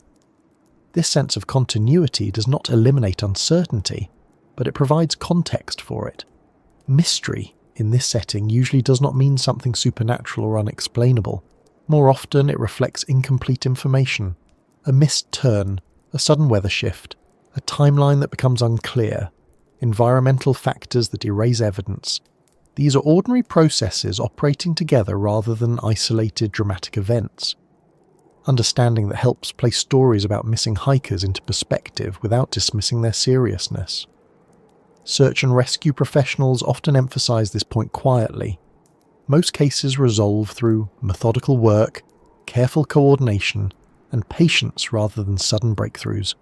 Families wait, teams search, data accumulates, outcomes vary, but the process itself remains grounded in practical steps rather than speculation. For hikers themselves, this perspective encourages balanced preparation. Carrying appropriate gear, informing others of plans, monitoring weather, and maintaining navigation awareness become standard habits rather than exceptional precautions. These habits reduce uncertainty enough that the experience remains enjoyable rather than stressful. Technology continues reshaping how people approach wilderness travel. GPS accuracy improves. Satellite communication becomes more affordable. Mapping data updates faster. Yet even with advanced tools, the underlying environment stays the same. Trees still block signals occasionally, weather still shifts unpredictably, batteries still drain. Skills complement technology rather than becoming obsolete. Physical preparedness plays a similar role. Fitness improves endurance and reduces fatigue-related mistakes. Still, fitness alone does not prevent navigation errors or sudden weather exposure. Balanced preparation integrates physical conditioning with environmental awareness and decision-making habits. Psychological readiness matters just as much. Comfort with solitude, patience under uncertainty, and willingness to adjust plans support positive outcomes. Many experienced hikers describe this mindset as calm attentiveness rather than confidence alone. Community culture reinforces these attitudes. Hiking forums, trail associations, outdoor clubs, and informal mentorship networks share knowledge continuously. Advice circulates about gear, routes, weather, wildlife, and safety practices. New hikers benefit from accumulated experience. Experienced hikers remain engaged by contributing. stories continue circulating too. Some involve beautiful viewpoints, wildlife sightings, or personal milestones. Others involve close calls or unexpected challenges. Together they create a realistic narrative about wilderness travel, neither idealized nor alarming. Local communities near Appalachian trails play a significant role in this ecosystem. Outfitters, hostels, small restaurants, shuttle services and gear shops support hikers while benefiting economically from outdoor recreation. This relationship encourages both access and conservation. Conservation efforts remain essential. Trail maintenance, habitat protection, invasive species management and sustainable tourism practices all help preserve the region. Volunteer labour forms a substantial portion of trail upkeep, reflecting widespread appreciation for these landscapes. Environmental education often grows from direct experience. Students studying ecology, geology, forestry or environmental science frequently conduct fieldwork in Appalachian areas.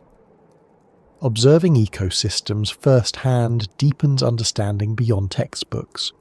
Cultural history layers onto natural history as well. Indigenous land stewardship, early settler communities, industrial development, conservation movements, and modern recreation all leave traces. Recognizing these layers adds context without overshadowing the natural environment. Seasonal change remains one of the most consistent Appalachian features. Spring wildflowers, summer canopy shade, autumn foliage, winter quiet. Each season reshapes trails slightly. Preparation adjusts accordingly, yet the core experience remains accessible. Weather variability continues as a defining characteristic. Humidity, fog, rainfall, temperature swings and wind patterns interact with terrain constantly. Awareness of these factors encourages adaptability rather than rigid planning. Wildlife presence contributes to ecological balance. Most encounters remain distant. Proper food storage, respectful observation distance, and habitat preservation maintain coexistence without unnecessary conflict. Hydrology shapes much of the region's character. Streams, springs, rivers, and wetlands support biodiversity while influencing trail placement and campsite selection. Water management practices among hikers support both safety and environmental protection. Group dynamics and solo experiences both remain central to hiking culture. Some people seek shared journeys, others prefer quiet independence. Many alternate between both approaches over time. Experience continues shaping judgment. Confidence grows gradually. Humility remains valuable. Continuous learning keeps outdoor skills sharp. Search and rescue organizations refine methods constantly. Training evolves. Technology integrates carefully. Prevention education expands. Their work supports safe access without limiting exploration. Families and friends of hikers also contribute indirectly. Trip planning communication, shared preparation discussions, and post-trip storytelling reinforce awareness. Mental health research increasingly highlights benefits of outdoor time. Reduced stress markers, improved mood stability, enhanced attention, and better sleep quality appear consistently in studies. These findings align with many hikers' personal reports. Photography, writing, and art inspired by the Appalachians extend influence beyond those who hike directly. Visual documentation, narratives, and creative expression bring these landscapes into broader cultural awareness. Policy discussions about land use, conservation funding, and recreational access often include voices from hiking communities. Balanced perspectives help sustain both ecological health and public enjoyment. Technological innovation will likely continue. Lighter gear, improved forecasting models, advanced communication devices, and refined mapping tools are already emerging. Their integration will shape future hiking experiences, yet some elements remain unchanged.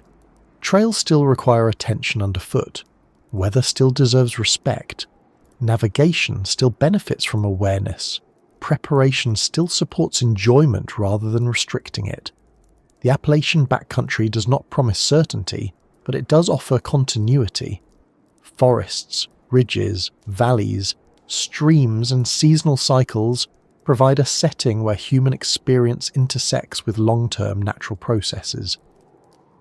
People will continue walking these trails for many reasons: exercise, reflection, curiosity, community, photography, science, or simple enjoyment of movement through landscape. Each reason fits within a larger pattern that has existed for generations. Understanding the realities behind occasional missing person cases adds context without overshadowing the broader experience. Preparation, communication, awareness, and humility consistently support safe outcomes. Quiet respect tends to replace fear once knowledge accumulates. Familiarity grows, skills develop, confidence stabilizes, and so the mountains remain what they have always been: extensive, beautiful, occasionally challenging, and entirely indifferent to human expectations. Walking among them becomes less about conquering terrain and more about moving attentively through it, carrying preparation lightly, noticing details, adjusting when necessary, and gradually finding a rhythm that supports both safety and appreciation as each journey unfolds and continues forward.